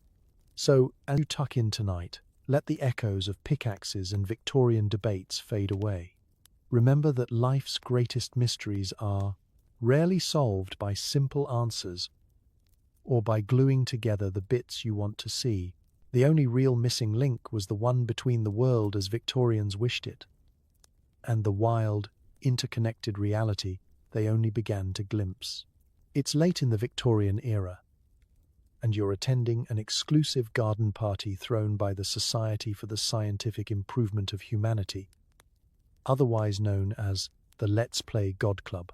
The lemonade is tepid, the sandwiches are mostly cucumber, and the main topic of conversation is how best to rearrange the human gene pool as if it were a flower bed outside Buckingham Palace. Welcome to the unsettling world of eugenics, where the aristocracy and the rising class of scientific experts decide that evolution just isn't moving fast enough. So it's time to take matters into their own, very well-manicured hands. The theory behind eugenics is breathtakingly simple and equally breathtakingly arrogant. If you can selectively breed horses and hounds, why not people? Sir Francis Galton, Darwin's cousin and the spiritual father of this movement, argues that society should encourage the best stock to have more children and discourage the undesirables from reproducing at all. You sip your lemonade, wondering if you make the cut. Galton, meanwhile, is busily inventing questionnaires, charts, and even matchmaking services for the fit, as if organizing the world's most judgmental dating app. It all sounds rather polite and practical at first. Eugenics is sold as a way to uplift the race, to reduce crime and poverty, and to fill England with ever more clever, robust, and attractive citizens. The upper crust nods approvingly. This is exactly the sort of science they've been waiting for, one that requires them to do nothing but carry on as usual and claim the moral high ground while they're at it. Scientific papers are published, society columns are written, and before long, eugenics becomes as fashionable as afternoon tea. Soon, the language of good breeding invades every corner of Victorian life. Advertisements offer scientifically matched marriages. Charitable organizations offer advice, sometimes incentives, to the worthy poor, while quietly recommending institutionalization or sterilization for those deemed hopeless. Politicians jump on board, proposing legislation to monitor and control the breeding of citizens. Schools teach the principles of heredity and racial hygiene alongside mathematics and Latin. The line between science and social engineering grows thin, then invisible. But beneath the surface of this genteel project is a deep well of anxiety and control. Eugenics isn't just about producing more geniuses, it's about tidying up society's messy edges, eliminating the troublesome, the inconvenient, and, above all, the different. Improvement becomes an excuse for exclusion. The very same scientists who claim to measure intelligence and virtue with rulers and questionnaires also decide who is fit to belong and who is best left behind. And the criteria, conveniently, look suspiciously like the guest list at the garden party. Wealthy, white, able-bodied, and preferably educated at Eton. Critics do exist, of course, though their voices are drowned out by the enthusiasm of the crowd. A few worried doctors and clergy warn that eugenics is a dangerous perversion of science and ethics. Some even dare to suggest that human beings are a bit more complicated than racehorses. But their warnings are dismissed as sentimental, old-fashioned, or simply unscientific. After all, who would trust empathy over a perfectly drawn pedigree chart? As the Victorian era gives way to the 20th century, eugenics takes on a life of its own. The British version inspires movements in the United States, Germany, and beyond, mutating into programs that are far less genteel and infinitely more brutal. What began as the pet project of overconfident aristocrats and amateur scientists ends up justifying some of the darkest policies of the modern age.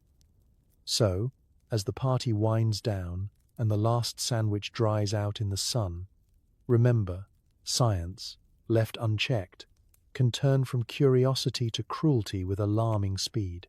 The road from afternoon matchmaking to state-sponsored sterilization is shorter than anyone at the garden party imagined. Sleep well, and let's hope the only thing you inherit tonight is the wisdom to question the next improvement that comes dressed in science's finest clothes. It's the height of the Victorian scientific age, and you're about to witness one of history's oddest obsessions, measuring the human face with the seriousness of a moon landing. You step into a candle-lit study, past shelves of skulls and the faint aroma of pipe smoke, where a man with a bushy mustache beckons you to sit. In his hand is a tape measure, a flimsy ribbon of cloth that, in this room, holds the supposed secret to civilization itself. Here, your worth is reduced to inches and millimeters. First, your head is measured from ear to ear. Then your nose, length, width, the angle at which it dares to protrude. Your jawline is scrutinized, your eye sockets compared to a set of brass calipers imported from France. The scientist takes notes with solemn gravity, convinced that somewhere among these numbers lies the truth about your character, intelligence, and most importantly, your proper place in the world order. This isn't just quirky Victorian behavior. These measurements form the backbone of sprawling pseudoscience known as anthropometry, which promises to quantify what makes a person superior or inferior. The man wielding the tape measure isn't content with a single reading.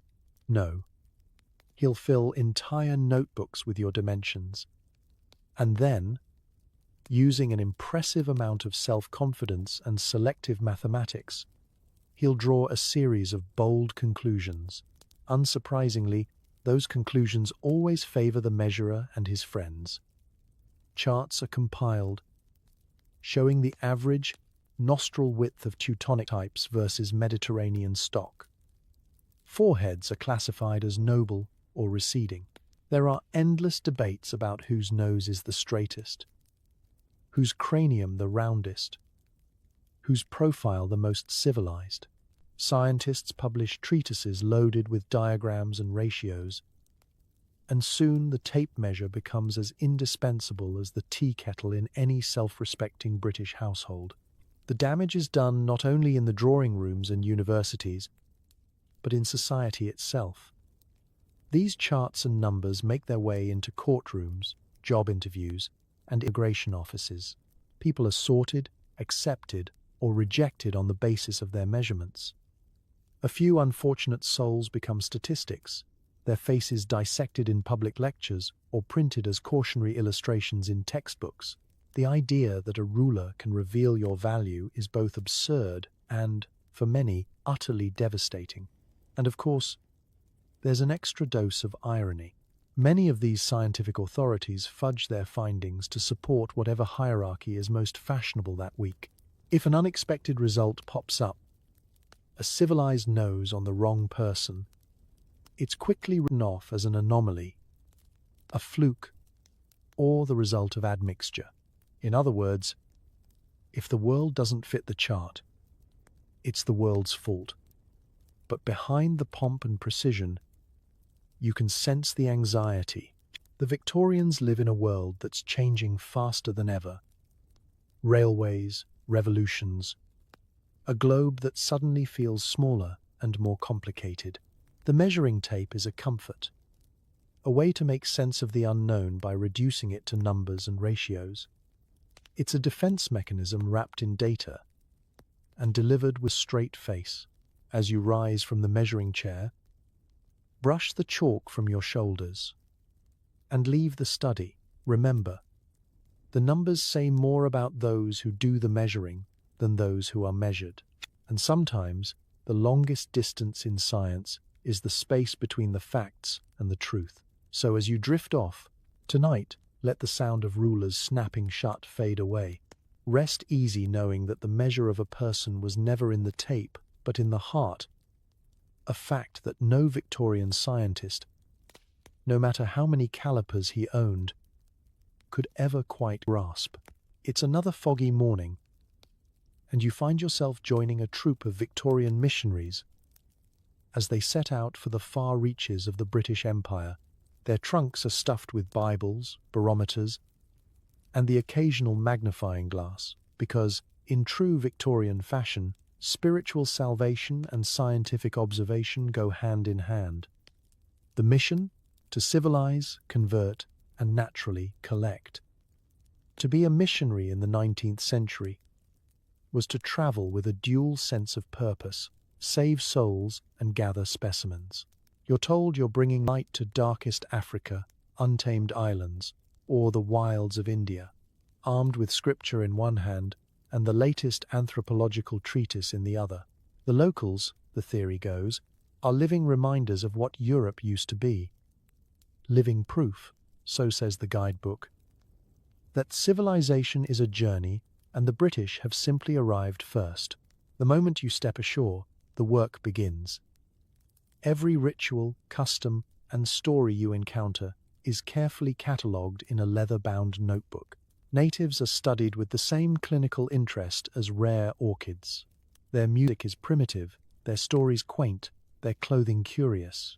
The missionaries' letters home are full of ethnographic detail, but it's all filtered through the lens of someone who already knows the ending.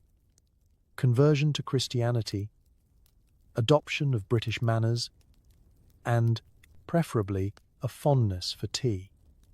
Victorian missionaries are convinced that their civilization is the only destination worth reaching. The ultimate compliment for a local convert is to become almost British, to take an English name, dress in starched linen, and sit politely through Sunday service. Lessons in hygiene and temperance are taught alongside hymns. Local languages are learned, but only as a stepping stone to replacing them. Progress is defined by how closely a village can mimic the customs of a Surrey parish. There's a relentless optimism to it all, an unshakable faith that everyone will be grateful for this makeover. If someone resists, it's interpreted as stubbornness, backwardness, or even proof of moral deficiency. Rarely does it occur to the missionaries that people might be perfectly content with their own beliefs, or that their ancient superstitions are as deeply meaningful as a Victorian Christmas carol. The most ambitious missionaries become amateur ethnographers, sketching temples, recording folk tales, and amassing collections of artifacts to ship back to British museums. The line between conversion and collection blurs. A wooden idol is not just a religious symbol, it's a specimen, destined for display alongside the minerals and beetles in a London glass case. Baptism certificates and skull measurements end up side by side in the same trunk, ready for analysis by the next meeting of the Anthropological Society. Yet, there are moments of real encounter, shared laughter, acts of kindness, glimpses of understanding. Some missionaries learn from their hosts, even as they try to teach, but these stories rarely make it into the official reports. The grand narrative remains. The empire is here to uplift, and anyone not clamoring for salvation must be waiting to be shown the way. Meanwhile, back home, these adventures are retold as parables of progress. Church basements fill with relics and stories, each one reinforcing the myth that civilization is a one-way street. Paved by Victorian values, little thought is given to what's lost along the way. The languages forgotten, the stories left untold, the worlds left misunderstood. So, as you settle in tonight, picture those distant missionaries, mapping and measuring, teaching and taking, certain of their place at the end of history's road. Let their certainty fade into the gentle truth. Civilization is not a finish line, but a garden full of many paths, each worth walking, each rooted in its own kind of wisdom. Sleep well, and may your dreams be full of questions, not just answers. You've landed in a Victorian gallery, surrounded by heavy frames and even heavier opinions.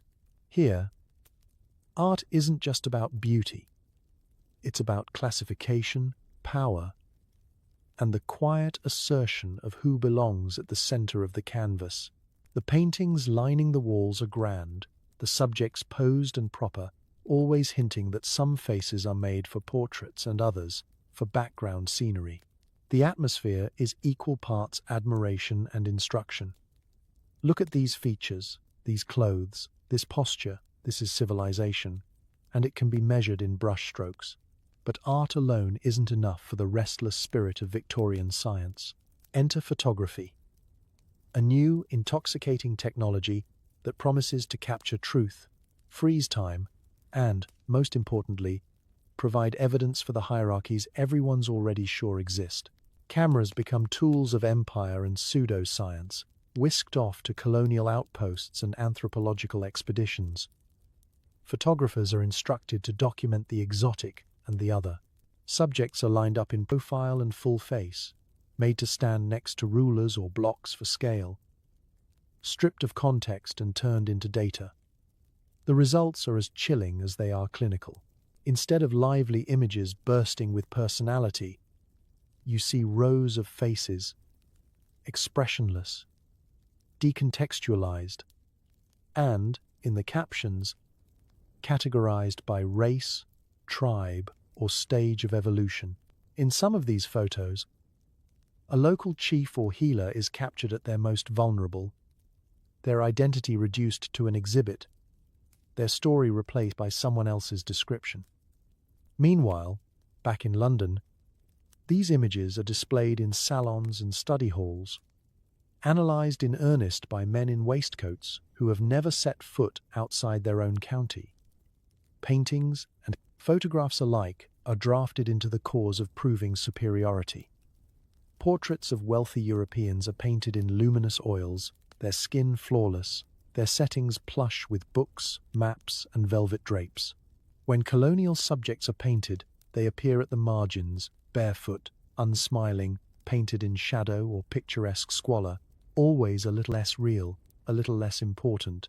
Victorian artists, knowingly or not, become complicit in the building of visual hierarchies. Even the growing trend for ethnographic drawing, sketches of native types, is more about scientific display than human understanding.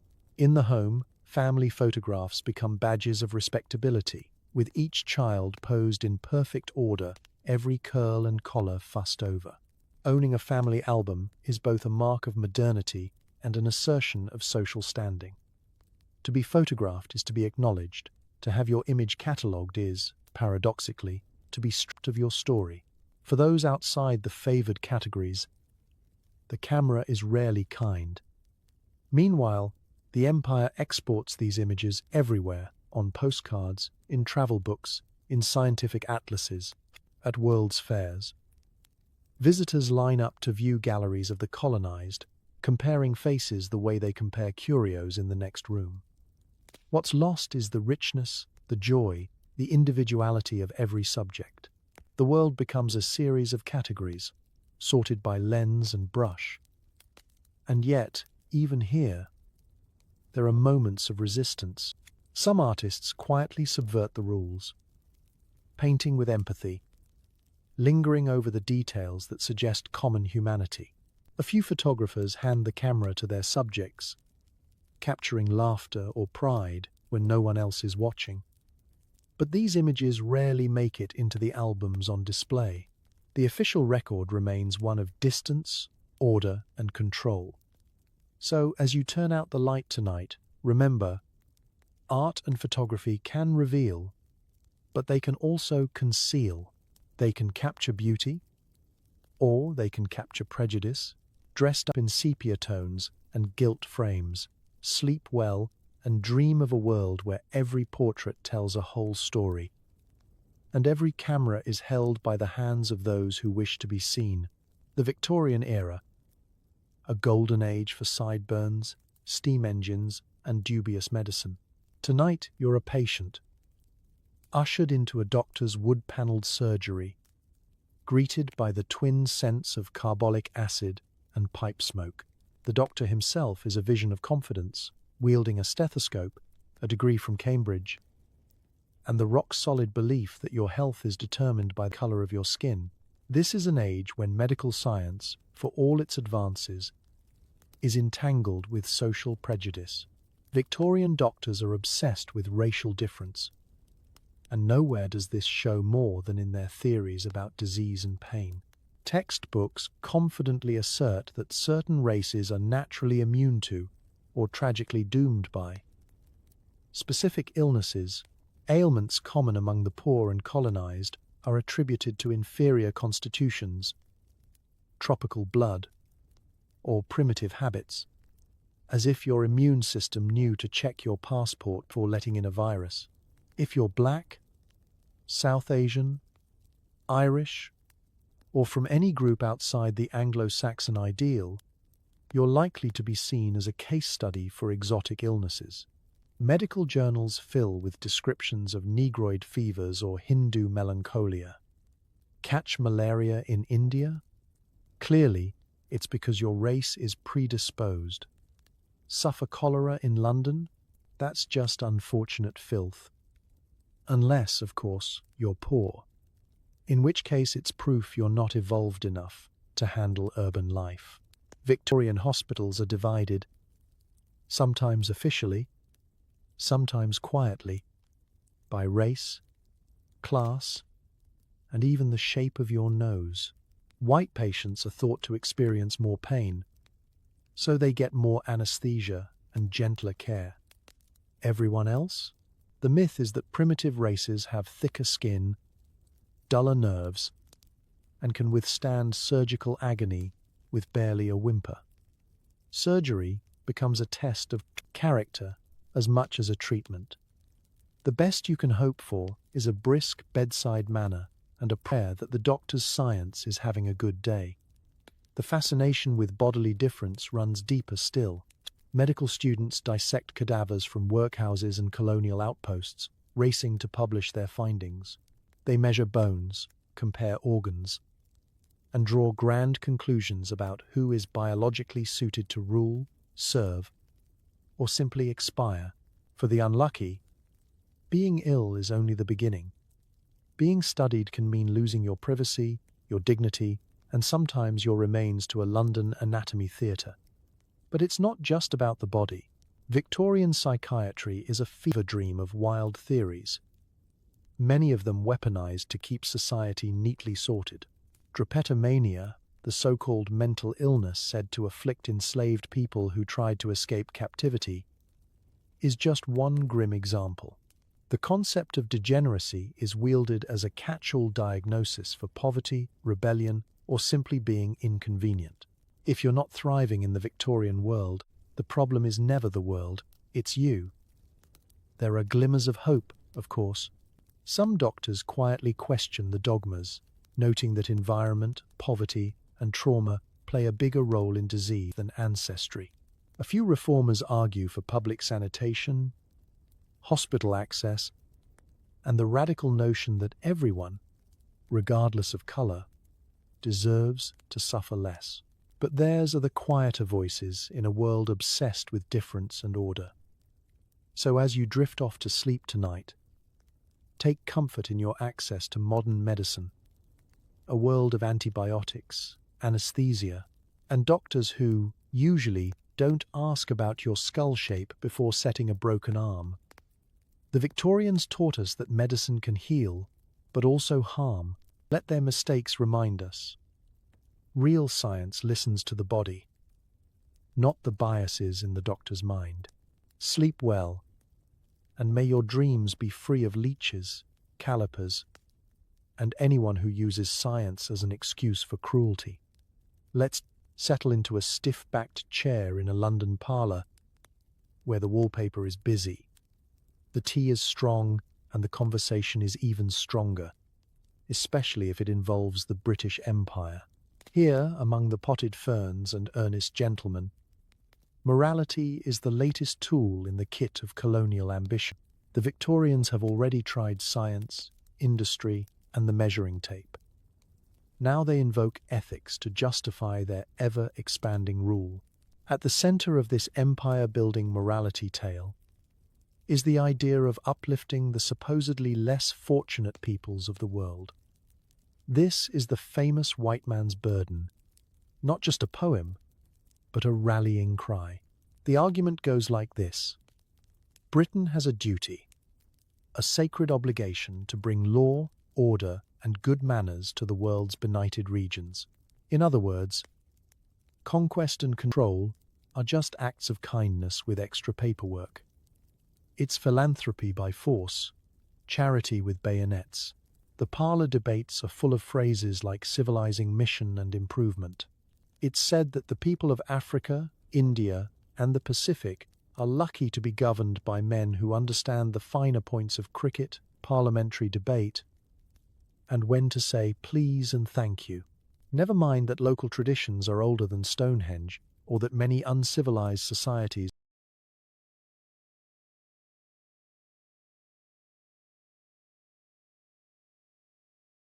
have their own rich systems of law, art, and philosophy. For the Victorians, progress looks like a London street, and morality is measured in teaspoons of sugar and miles of railway track.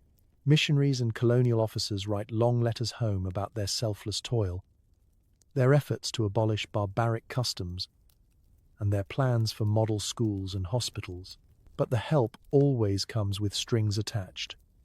Learn English, convert to Christianity, and abandon superstition. Whole generations of children are taught to recite Wordsworth, salute the Union Jack, and distrust their grandparents' wisdom. If they excel, they might be held up as proof of the system's success, a new class of civilized natives. If they resist, they are labeled stubborn, backward, or dangerous. Meanwhile, politicians cite moral duty in Parliament. News reports frame each imperial war as a crusade for justice, rarely mentioning the resources extracted, the uprisings crushed, or the treaties broken. At home, charity balls and church sermons raise money for missions and native welfare, providing an endless supply of warm fuzzies for the well-to-do. Even art and literature join the cause, painting empire as a noble, almost parental project. Queen Victoria herself becomes the mother of countless subjects she will never meet. But behind every moral justification lies an ugly truth. What's called uplift is often erasure, and what's named as help is often harm. Cultures are bulldozed, languages disappear, and spiritual traditions are mocked or banned outright. Rebellions are put down, often brutally, and resistance is always painted as ingratitude or savagery. The moral cloak covers a multitude of sins, making it easier to ignore the pain and injustice that follow in the empire's wake. Not everyone is fooled, even in their own time. Critics, Indian reformers, African intellectuals, Irish nationalists, and a handful of skeptical Brits write scathing essays, stage protests, and remind anyone who will listen that morality is not just what you say, but what you do. Their voices, though often drowned out, hint that another world is possible, one built on respect, not rescue. So, as you lie back tonight, consider the legacy of all those earnest parlor debates. Morality can inspire greatness, but it can also excuse cruelty. The real test is not how loudly you proclaim your virtue, but how gently you treat those who don't look, think, or live like you. Sleep well, and let the truth that kindness needs no empire, and justice needs no conquest, guide your dreams. Scientists started collecting body data like Poker Monday, height, arm span, skull volume, anything measurable became moral evidence. It was pseudoscience wrapped in math and moustache wax.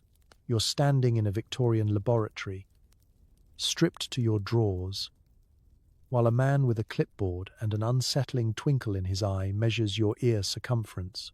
Behind him is a chalkboard covered in elaborate ratios, Latin words, and a very confident drawing of what he calls the ideal cranium.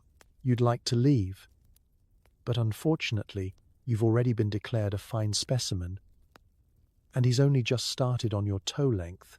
This is anthropometry, the 19th century art of measuring people to confirm whatever the scientist already believes. It's like horoscopes for racists, except instead of star signs, they're using calipers and really questionable charts.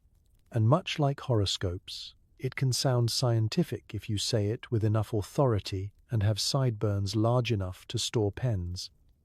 The premise is this: the human body holds secrets, not just about biology, but about morality, intelligence, and cultural value.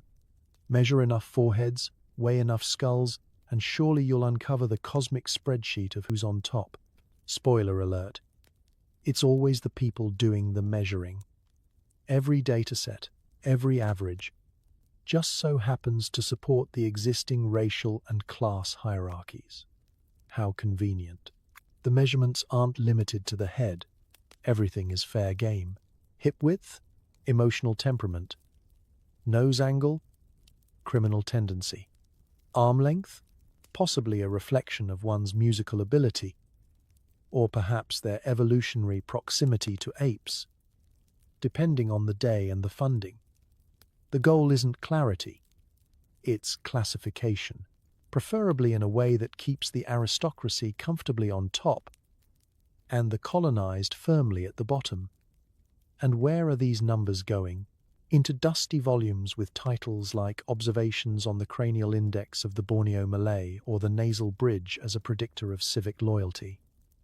Into courtrooms, where they're used to argue who is inherently criminal. Into schools, where children are tracked based on how well their measurements match up to the ideal British child.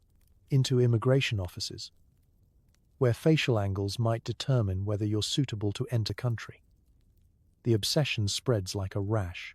Colonial administrators in India, South Africa, and Australia are given rulers, along with rifles. Entire ethnic groups are catalogued based on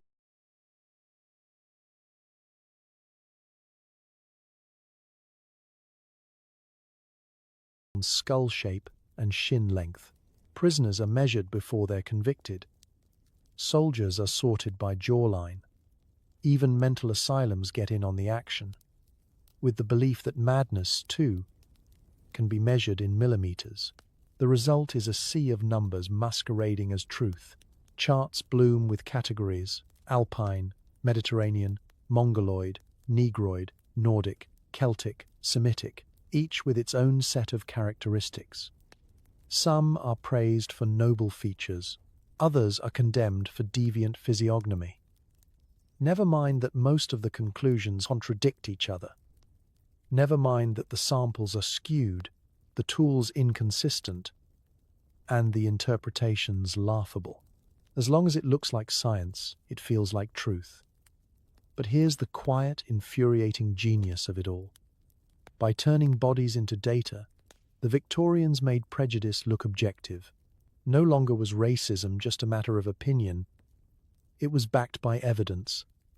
And once it was in the textbooks, the museums, the policies, well, that made it real, tangible, hard to argue with, especially when the argument is a ruler and a man with tenure. Eventually, the cracks start to show. Real scientists begin questioning the methods, pointing out the biases, noting the absurdity of measuring someone's soul through their scapula. But the legacy lingers, quietly lurking in modern systems, subtly shaping how we think about bodies, beauty, intelligence. So tonight, as you stretch out under your warm blanket, unmeasured, unranked, unclassified, take comfort in the fact that you are more than the sum of your limbs. The Victorians tried to measure humanity into a hierarchy. They failed. And the only thing their calipers truly captured was their own insecurity.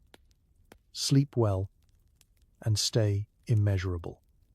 Imagine being invited to dinner and realizing everyone's using your book to justify racism. Darwin spent years politely trying to say, "That's not what I meant," while colleagues ranked skulls next to the soup tureen. You're seated at a long Victorian dining table, candles flickering, silverware gleaming, and conversation swirling like a slow-moving moral disaster. On one side, a bishop pontificates about divine hierarchy. On the other, a professor with a magnificent beard insists that evolution proves why the British are nature's favourite child. At the head of the table sits Charles Darwin, mild, thoughtful, and visibly regretting every sentence he's ever written. Darwin, poor man, never set out to ignite a cultural inferno. His theory of evolution was about adaptation and survival, not social status. He was fascinated by nature's tangled complexity, not by categorizing people. But the Victorians, ever hungry for justification, saw in On the Origin of Species the perfect user manual for empire. If animals evolved to dominate weaker species, then surely societies must work the same way. Colonialism wasn't cruelty, it was biology with better table manners. As the wine flows, someone inevitably raises a toast to natural selection, as though it's a dinner guest. They speak of the fittest and the unfit with the cheerfulness of people who assume they'll never be in the second category. They quote Darwin's words selectively, twisting them into moral certainties about who deserves to rule, who deserves to serve, and who should be politely erased. The laughter is genteel. The implications are monstrous. Darwin, ever the gentleman, tries to interject, softly, carefully, because nothing kills the mood like realizing your life's work has become a manifesto for bigotry. He explains that fitness doesn't mean moral worth, just the ability to survive and reproduce. He reminds them that evolution isn't a ladder with humanity at the top. It's a sprawling, chaotic web. But the guests smile indulgently, sip their claret, and carry on ranking skull sizes as if he's just complimented the soup. This twisting of Darwin's ideas becomes a national pastime. Social Darwinism takes off like wildfire, promoted by men like Herbert Spencer, who coins the phrase survival of the fittest. In Spencer's version, evolution justifies everything from child labor to economic inequality. If you're poor, it's because you're less evolved. If you're rich, it's because nature loves you. The factory owner becomes a lion on the savannah, and the working class? Antelope who should have evolved faster. Even eugenicists, the self-appointed gardeners of humanity, claim Darwin as their patron saint. Never mind that he explicitly rejected their conclusions. Never mind that he was appalled by the very notion of selective breeding in humans. His name becomes shorthand for every form of inequality, that Victorians can dress up in Latin. It's as if his theory had been translated into a different language entirely.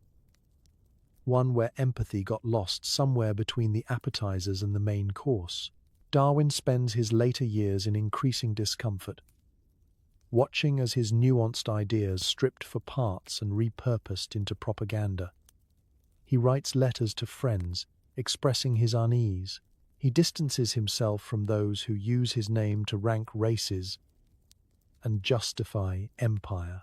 He even reminds readers that compassion is one of humanity's greatest evolutionary strengths, a trait, he notes, that could one day help society overcome its darker instincts. But by then, the noise is too loud. The dinner party has moved on, too busy congratulating itself to hear the host. So as you lie in bed tonight, think of poor Darwin, forever stuck at that table, nodding politely while everyone misquotes him. Science, like dinner conversation, can be a dangerous thing in the wrong hands. And history is full of people who mistook complexity for permission. Sleep well, and remember, the true measure of evolution isn't who climbs the ladder fastest. It's who remembers to lend a hand to those still finding their footing. The same society that invented scientific racism also believed tight corsets improved morality. If that doesn't tell you how logic worked in 1880, nothing will. You're laced in 5 layers of wool, linen, whalebone, and disapproval. Your lungs are negotiating with your ribs. Your stomach's been politely relocated somewhere near your throat. And yet, you are told, this is peak refinement. In Victorian England, fashion isn't just about looking good. It's about showing your virtue, your class, and, apparently, your anatomical submission to social order. Corsets, bustles, starched collars, monocles, and absurd hats aren't just trends, they're tools. Tools for signaling that you are civilized, well-bred, and, most importantly, superior to the unfortunates who either can't afford to dress this way or, worse, don't want to. It's an era when how tightly you can cinch your waist is somehow connected to how pure your soul is. Because of course it is. Fashion becomes a language, a restrictive, itchy, breathless language that declares who belongs where in the social hierarchy. The well-dressed are clearly better people. The poor, whose clothes are practical, mismatched, or patched, are deemed morally suspect. If they were good and hard-working, the thinking goes, surely they'd have a hat with more feathers. And as with all things Victorian, the obsession with appearance isn't confined to Britain. The empire exports its fashion like it does its tea, in large quantities and with the quiet assumption that everyone else is doing it wrong. Colonized people are pressured, coerced, or outright forced to adopt British clothing styles. To be civilized means dressing like your colonizer, even if it means wearing wool suits in tropical heat or stockings in monsoon season. Traditional clothing is labeled costume or savage garb. Missionaries hand out bonnets with Bibles. Schools ban native dress in favor of uniforms. A man in a turban or a woman in a sari becomes a problem to be solved. But show up in trousers and a cravat? Suddenly, you're on your way to becoming a model native. Victorian thinkers even claim that different races are more or less inclined toward refined clothing. White skin, they argue, is naturally drawn to linen and lace, while darker skin is more comfortable in looser or simpler garments. These arguments are paraded around in fashion journals and pseudo-academic essays, as though cotton preference were genetically encoded. Meanwhile, back home, women are fainting in drawing rooms and calling it grace. Their corsets are cinched so tightly that organs are permanently displaced. But doctors still insist that these garments are not only harmless, they're helpful. A tightly laced waist supposedly restrains immoral urges, keeps women from overeating, and prevents hysterical outbursts.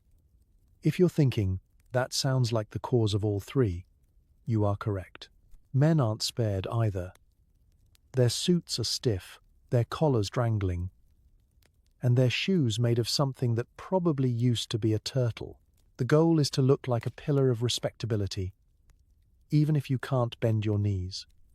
Physical discomfort is reframed as moral discipline.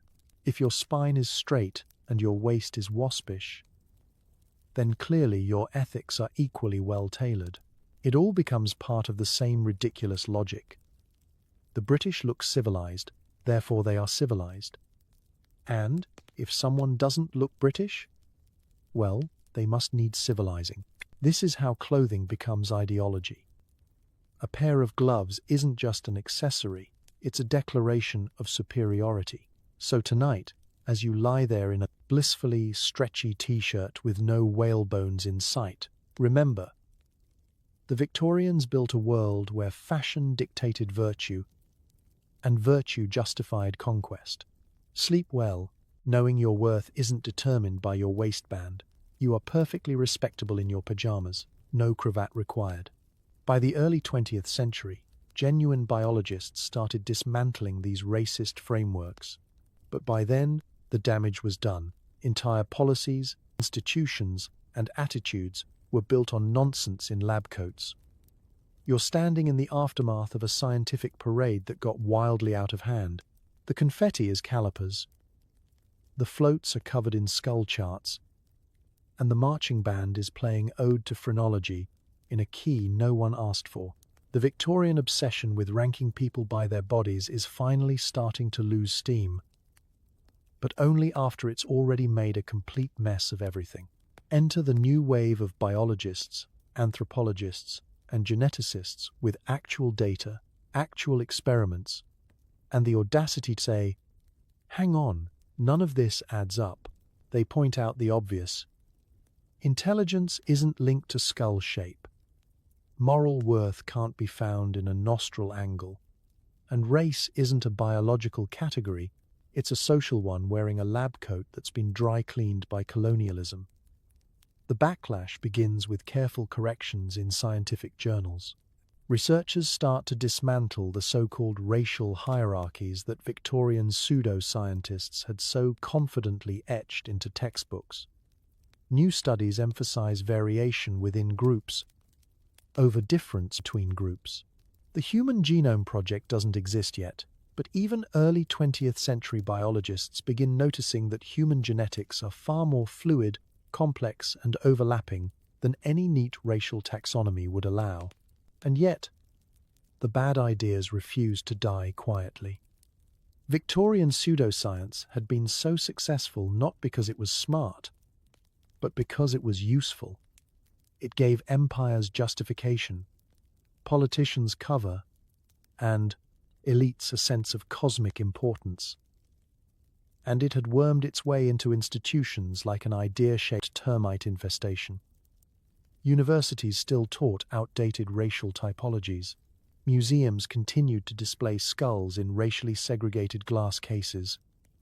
Immigration laws across Europe and America used scientific claims to decide who was desirable and who wasn't.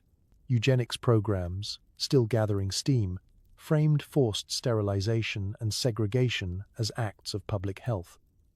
Even more insidious? These ideas had settled into culture. They shaped how people saw themselves, their neighbors, and entire continents. They justified unequal schools, biased hiring, and who got to sit at which lunch counter. In short, racism had gone fully academic. And once an idea is codified into law, policy, and polite conversation, it takes more than a peer-reviewed study to root it out. To make matters worse, some of the very institutions trying to undo the damage had helped cause it. Museums that now sought to return human remains to their rightful homes were the same ones that once bought those remains like collectibles. Universities that now published anti-racist research had once funded expeditions with measuring tape and measuring bias. The pivot was slow, awkward, and often full of caveats. Still, change trickled in. Thinkers like Franz Boas began teaching cultural relativism, arguing that societies should be understood on their own terms, not compared to an imaginary British gold standard. Biologists began focusing on genes and environment rather than race. Psychology shifted, slightly, away from skull measurements and toward behavior and experience. And Darwin, long dead, still misquoted. But his defenders kept trying. They argued, correctly, that evolution had nothing to do with conquest or colonization, and everything to do with change, complexity, and context. That cooperation, not domination, is often what drives survival. So as you drift off tonight, remember this: the truth has always had a slower start than nonsense, but it tends to outlast it. The fake science of superiority wore a fancy coat, spoke in Latin, and strutted like a peacock. But in the end, it couldn't survive the very scrutiny it claimed to represent. Sleep well, knowing that real science listens, corrects itself, and admits when it was wrong. And that history, however messy, always offers us a chance to do better, if we're willing to pay attention. And finally, to put the tape measure down, as the soot settles over Victorian London, you realize something. They weren't evil geniuses. They were terrified. Terrified of losing power, terrified of equality, and willing to dress fear in the clothes of reason. You're standing in the aftermath of an empire built on nerves. Nerves so taut they had to invent entire sciences just to justify themselves. Behind every rigid collar, every measured skull, every monologue on the lower races, was a panic attack in tweed. The Victorians weren't calm, intellectuals observing the world. They were people in denial about change, about morality, and most of all, about the fact that they might not be the heroes of the story. Because for all their inventions, their railroads, their steamships, and their monocled certainty, the Victorians lived in a moment of global shift. The world was getting louder, browner, freer, and harder to control. Empires were cracking, colonies were resisting, workers were organizing, and women were starting to demand votes and education and comfortable shoes. This made people in power deeply uncomfortable, and discomfort, when bottled up in waistcoats and authority, doesn't vanish. It mutates. It mutates into rules, into disciplines, into entire academic fields designed to ensure that the people currently at the top stay there forever, backed by the unbiased power of numbers and very long mustaches. That's the dirty secret of Victorian racism. It wasn't confidence, it was fear. The fear that they weren't actually better, just luckier. That the empire was built not on destiny, but on gunpowder and self-importance. And rather than confront that terrifying possibility, they made charts, they made graphs. They said, look, this child's cranium is smaller. Clearly he's unfit to govern. They dressed insecurity up as intelligence, and it worked for a while. The appearance of reason is a powerful drug. When you say something with enough authority, in a three-piece suit and a lecture hall, people stop questioning it, even if it's absurd, even if it's harmful, even if it involves measuring people's ears and declaring them semi-civilized. Logic was stretched like a corset, tight, painful, and still somehow considered fashionable. What's wild is how often they contradicted themselves. They said Africans were physically strong but intellectually weak, then turned around and said they were physically weak but emotionally volatile. They said the Irish were too wild to govern, and also too docile to rebel. Any piece of evidence, no matter how flimsy, could be twisted to fit the narrative, because the goal was never truth. The goal was control. And yet, among the nonsense, there were always voices whispering, "This isn't right." A journalist here, a reformer there, a student who asked too many questions, a colonized thinker who picked up the textbooks, saw through the contradictions, and wrote back. Resistance was never absent. It just didn't get tenure. So now, with the benefit of time and hindsight, and the glorious ability to breathe without a corset, we can see it clearly. The empire wasn't just powered by ships and soldiers. It was powered by fear pretending to be science. By anxious men terrified that equality would mean the end of everything they knew. And maybe, just maybe, the end of them being in charge. Tonight, as you sink into your pillow, free from starched collars and racial hierarchies disguised as academic disciplines, take a moment to appreciate how far we've come and how far we still have to go. Sleep well, knowing that the truth is stronger than fear, and that reason, real reason, doesn't need a tape measure or a superiority complex to make its point. It just needs time, compassion, and the courage to say, we got that very, very wrong. In the late 19th century, scientists treated human skulls like Pokemon cards, collecting, trading, and categorizing them with the enthusiasm of over-caffeinated grave robbers.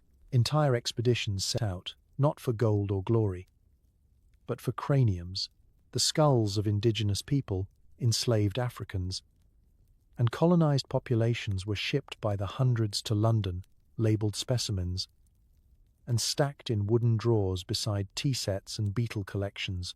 You'd think someone might have paused and said, "Hey, this feels weird."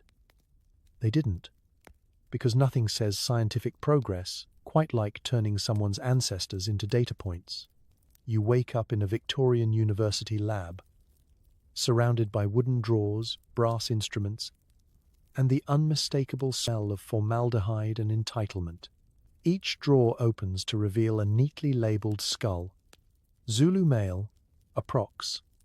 30. Aboriginal female, unknown age, Irish criminal, hanged 1849.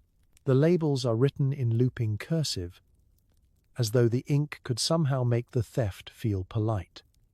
This is phrenology's final form, the commodification of human remains under the banner of research. No longer content to just measure living people's noses and draw sweeping conclusions, Victorian scientists decided they needed to study the dead, preferably those who couldn't say no.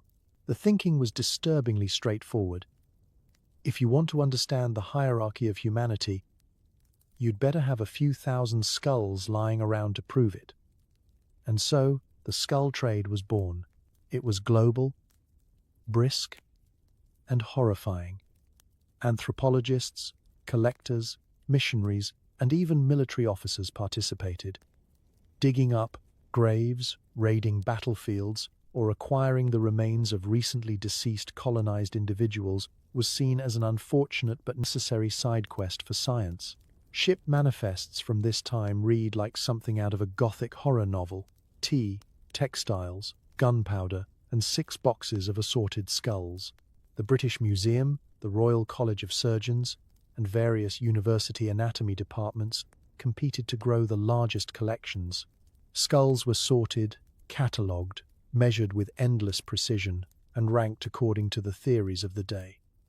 A longer cranium, more civilized; a broader jaw, animalistic; a smaller brain case, naturally inferior. Never mind the glaring inconsistencies. If a skull supported the empire's ideas, it was celebrated.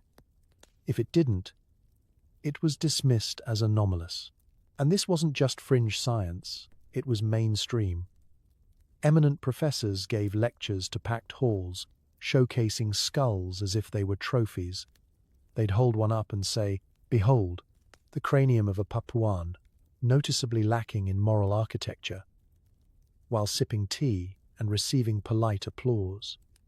It was anthropology as theatre, complete with props and a total absence of consent. Meanwhile, back in the colonies, local communities were understandably horrified. Graves were desecrated, ancestors stolen, and remains shipped off to cold European shelves. Some protested, some begged for the return of their people. most were ignored. After all, in Victorian science, if you weren't wearing trousers and speaking English, your opinion didn't count. There were occasional critics, individuals who whispered that maybe grave robbing for research was a step too far.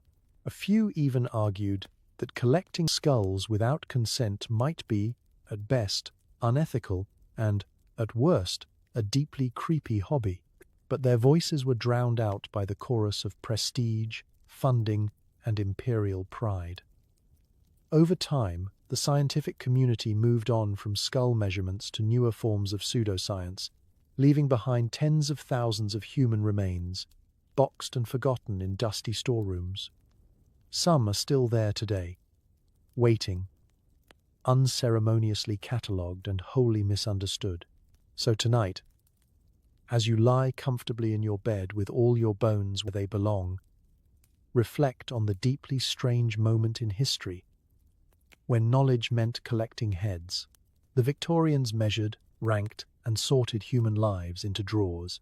But what they really exposed wasn't racial truth. It was their own obsessive need to control, quantify, and possess what they didn't understand. Sleep well and maybe lock your drawers, just in case. Victorian thinkers loved ranking not just races, but personalities. Industrious races were, conveniently, themselves. Lazy races, on the other hand, were anyone living in a climate warmer than England's damp misery. Whole theories emerged about how tropical sunshine made people unambitious. It couldn't possibly be because colonial powers had stolen their resources and forced unpaid labor, right? Nope, must be the weather. Victorian scientists essentially invented the world's most pretentious weather report. High humidity, low productivity, rampant racism. You find yourself in a lecture hall, somewhere between a mahogany desk and a very sweaty chalkboard, listening to a gentleman with a receding hairline and far too much confidence explain that Africans are naturally indolent because of the torpor of the tropics. Meanwhile, he's sweating through 3 layers of wool, clearly out of breath, and has never worked a physical job in his life. But his thermometer is very precise, and so his conclusions must be too. This was the golden age of climate determinism, the idea that the weather not only affects your mood but defines your civilization. Hot, sunny climates were believed to lull people into laziness. Cold, grey climates, like jolly old England, apparently fostered innovation, moral rigor, and the noble art of queuing. Entire continents were labeled unproductive based on rainfall patterns and average UV index. Victorian scientists, many of whom had never left the British Isles, wrote entire essays explaining that people in tropical zones were too relaxed, too prone to leisure, too unwilling to build factories or destroy their own environment in the name of progress. It couldn't possibly be that colonized populations had been stripped of autonomy, wealth, and resources. No, it was definitely the coconut trees. Even the concept of work ethic was racialized. Europeans were described as having a natural drive to improve, to toil, to conquer the land. Everyone else? Described as idle, dreamy, or childlike. And if they did work hard, say as enslaved laborers or indentured servants, then it was argued that they were only physically capable, not mentally competent. In the Victorian brain, this was all perfectly logical. In reality, it was a desperate attempt to explain away exploitation. The real irony? Victorian aristocrats did very little actual work. Most of their day involved giving instructions to servants, attending dull functions, and adjusting their cravat. Their idea of industry was managing investments and judging who had the proper boots for the opera. Yet they were the ones declaring others lazy, particularly those they had just colonized, enslaved, or overtaxed into generational poverty. Climate theories also became a convenient excuse for empire. We must rule them, they'd say. For the heat has made them too idle to govern themselves. And so came the missionaries, administrators, and civil servants, armed with fans, quinine, and an overwhelming sense of moral superiority. Entire colonial policies were crafted around the idea that non-Europeans lacked discipline and therefore needed supervision. To make things worse, this nonsense wasn't confined to academia. It seeped into newspapers, novels, and school books. Children grew up believing that hot countries were full of people who napped instead of worked, who danced instead of planned, and who needed British guidance to get anything done. The stereotype of the lazy native became both policy and punchline. But here's the thing the Victorians didn't want to admit. You don't build civilizations, irrigate deserts, navigate oceans, or resist empires for centuries by being lazy. The people they labeled as idle were often working harder, surviving harsher conditions, and carrying more weight, literally and metaphorically, than their conquerors ever would. So as you drift off tonight, remember, laziness is often just a projection by people who don't want to admit they've benefited from stolen labor. The next time someone blames sunshine for societal structure, feel free to offer them a history book, a glass of water, and a nap they clearly need. Sleep well, and may your dreams be free of both humidity and hypocrisy. Picture it. A man in khaki, compass in hand, declaring himself the discoverer of people who have been living there for 10,000 years. Victorian explorers doubled as scientists, bringing back sketches, bones, and deeply condescending diary entries. They saw themselves as heroes of knowledge, bravely mapping uncharted lands. Never mind the actual maps drawn by locals centuries prior. Their reports combined geography, gossip, and guesswork into best-selling adventure novels that convinced Europe the rest of the world was waiting to be civilized. You open your eyes in the middle of a steamy jungle. A pale, overdressed man with a waxed moustache is holding a telescope backward and loudly announcing that he's discovered an entirely new people, as those very people sit 10 feet away, unimpressed and boiling cassava. This is the Victorian explorer scientist in his natural habitat, misidentifying birds, renaming mountains that already had names, and confidently drawing borders with zero local input. In the 19th century, science and exploration weren't two separate jobs, they were a package deal. An explorer wasn't just a traveler. He was a cartographer, a botanist, an anthropologist, a self-declared ethnographer, and, occasionally, a very bad zoologist. Armed with a sketchbook, a few Latin phrases, and an enormous sense of destiny, he set out to study people and places he believed were lucky to be studied. Victorian explorer scientists didn't just chart rivers, they charted cultures, assigning value as they went. Tribes were categorized as warlike or childlike. Customs were labeled primitive or picturesque. Languages were reduced to curious sounds, and complex social systems were dismissed as rudimentary.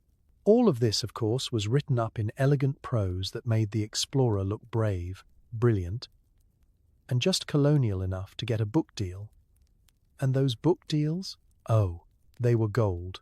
Readers back in London devoured tales of cannibal tribes, lost cities, and noble savages. They weren't reading science, they were reading adventure fiction disguised as academic observation. Explorer scientists became celebrities. They gave lectures, wore exotic jewelry as conversation starters, and wrote memoirs with titles like Through the Heart of Darkness with Only a Journal and My Moral Compass. Their discoveries were sometimes real. Plants, animals, rock formations. But the interpretation of people was always skewed. Locals were seen as obstacles, specimens, or side characters in the explorer's heroic narrative. If a village had irrigation, it was accidental genius. If a tribe had laws, it was surprising sophistication. If a kingdom had roads, palaces, and tax collectors, well, it was promptly ignored in favor of finding someone less inconveniently accomplished. And of course, they brought things back. Artifacts, skeletons, sacred objects, and sometimes entire people. Museums filled up with items labeled collected, rarely mentioning how many were actually looted or acquired through force, deceit, or vague promises of scientific interest. No, one asked the original owners. They just shipped it all home, boxed it up, and called it curated knowledge. The cult of the explorer-scientist gave Victorian Britain what it craved, the illusion that the world was still full of blank spaces waiting for British names. It fed the belief that knowledge flowed one way, outward from Europe, downward onto everyone else. And it masked conquest as curiosity. So as you slip into sleep tonight, think of all those dusty volumes, all those pompous diaries, all those travelogues dripping with heatstroke and hubris. Remember that discovery often means we finally noticed what someone else already knew. And real exploration doesn't require conquest, just the humility to ask questions, listen to the answers, and maybe leave the bones where you found them. Sleep well, explorer. May your dreams be guided by maps not drawn in ignorance and boots that don't trample someone else's home. If you ever wondered what happened before cable television, it was this. In Victorian Britain, scientific lectures were all the rage, half education, half theatre, entirely nonsense. Crowds packed halls to hear mustached men talk about racial hierarchies using diagrams that looked like bad art projects. Some even brought live specimens on stage. Humans from colonized regions, made to stand still while professors gestured dramatically about evolutionary differences. Imagine TED Talks, but racist and with worse lighting.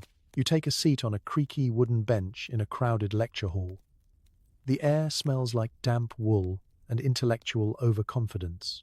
On stage, a man in a velvet waistcoat holds a pointer and stands beside an easel with what appears to be, yes, that's definitely a papier-mâché skull glued to a triangle. The crowd hushes. The gas lamps flicker. It's time for another evening of the Enlightenment, but make it gross. These lectures were wildly popular, essentially the Netflix specials of their time. People came to gawk, not to learn. Scientific evenings blended infotainment with a hint of circus. And no one saw a conflict between inquiry and performance. Professors with elaborate beards explained the differences between races with the confidence of someone who had never questioned their own reflection. Their evidence?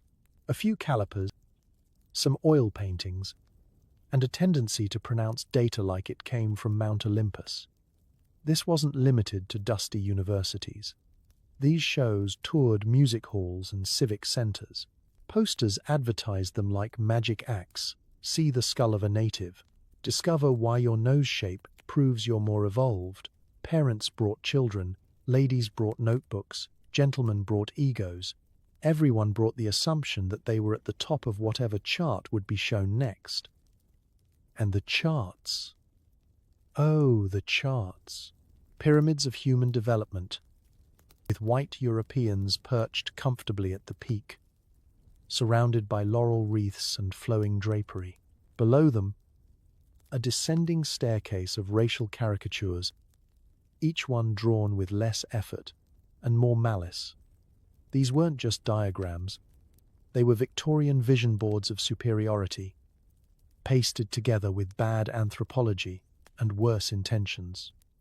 What made it worse, what made it truly horrifying, was the use of real people as part of the spectacle.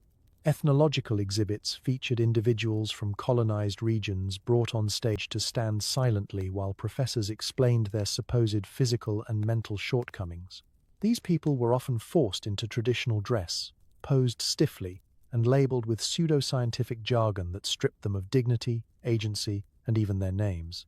One night, you might see a young woman from South Africa paraded on stage as an example of exotic physiology.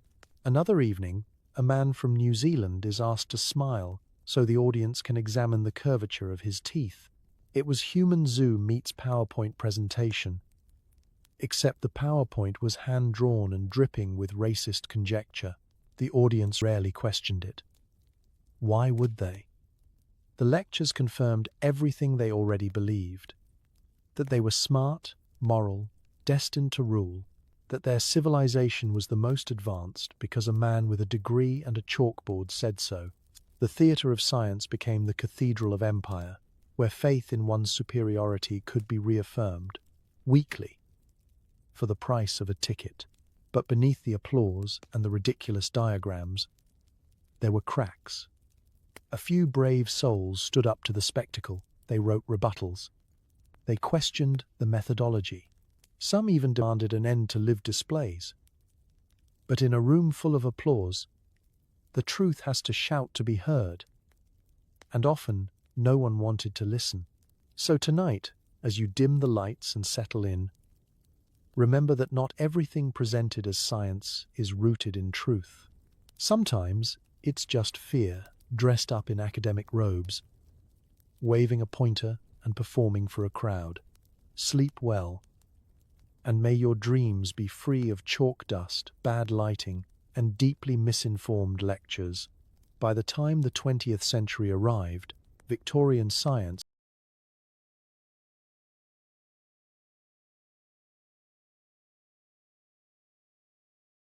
had already poisoned politics, education, and medicine. The polished language of data and progress made the lies sound trustworthy.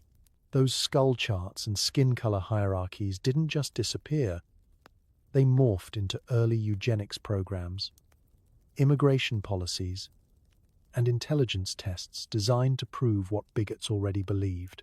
The legacy of Victorian pseudoscience wasn't dusty museums. It was systems still echoing today, all born from an era that confused measurement with meaning and bias with truth. You'd think the madness would have burned out with the gas lamps. But no, the nonsense put on a lab coat, sharpened its pencils, and marched straight into the 20th century. The skull measurers became the policymakers. The phrenologists grew up, shaved their sideburns, and started running institutions. Victorian pseudoscience hadn't died, it had evolved. Eugenics, the ugly offspring of these old ideas, took the stage next. It sounded modern, even humanitarian. Who wouldn't want to improve the human race? But the translation of that phrase was chilling. Sterilize the unfit, segregate the inferior, and reward the better stock. The same measurements that once ranked skulls in dusty lecture halls were now determining who could marry, who could reproduce, and who could exist peacefully. This was science stripped of humanity, wrapped in spreadsheets, and weaponized with government funding. In Britain, America, and across Europe, eugenics societies popped up like bad ideas with grant money. They held conferences with charts and graphs that looked eerily familiar. Those same tidy pyramids of fitness recycled from the Victorian era, just updated with new fonts. Politicians quoted these findings in Parliament and Congress, convinced that progress meant pruning humanity like an overgrown hedge. The tests came next, intelligence tests, supposedly neutral, mathematically precise, designed to measure innate ability. In practice, they measured poverty, education access, and cultural familiarity with the test writer's world. Immigrants arriving at Ellis Island were given exams in English, often after days without sleep, and their scores determined their worth. Low intelligence, the headlines declared. Proof that some races were naturally inferior. No one stopped to consider that the questions about opera, geometry, and word puzzles weren't universal truths, they were cultural traps. And it didn't stop there. Medical research carried the same rot forward. Doctors assumed racial differences in pain tolerance or disease resistance, ideas straight out of Victorian anthropology, were real. Black patients received less anesthesia, fewer diagnoses, and worse care. Scientific objectivity had inherited the Victorian gaze. Detached, confident, and catastrophically wrong. Even popular culture drank from this poisoned well. Textbooks taught that civilization spread outward from Europe like light from a candle. Children learned that some peoples were advanced, while others were developing. Museum exhibits displayed looted skulls and artifacts as educational. The tone was calm, reasonable, factual, and that was the danger. Respectable nonsense sounds so much like truth when spoken in the language of authority. But slowly, cracks began to show. A new generation of scientists, many from the very groups once labeled inferior, began dismantling the myth. Anthropologists like Franz Boas and geneticists like JBS Haldane debunked racial hierarchies with data that actually made sense. The Human Genome Project, decades later, would finish the job, proving that race is not biological, but a social illusion drawn from centuries of bad measurement and worse motives. Still, the ghost lingers. You can hear it in arguments about IQ, in health disparities, in beauty standards shaped by empire. The Victorians may be gone, but their equations still echo in systems built on their assumptions. So tonight, as you lie under your blanket, no calipers, no hierarchies, just human, remember this. The true mark of progress isn't how well we measure people. It's how willing we are to stop. Sleep well, knowing that real science, like real humanity, begins not with superiority, but with humility. So tonight, as you lie back in your clean bed, with your temperature-controlled air, your Wi-Fi, and your complete lack of skull-measuring acquaintances, take a slow breath. Let the absurdity of Victorian science fade into the background hum of your fan. Those men in wool suits and confidence didn't just get things wrong, they weaponized wrongness.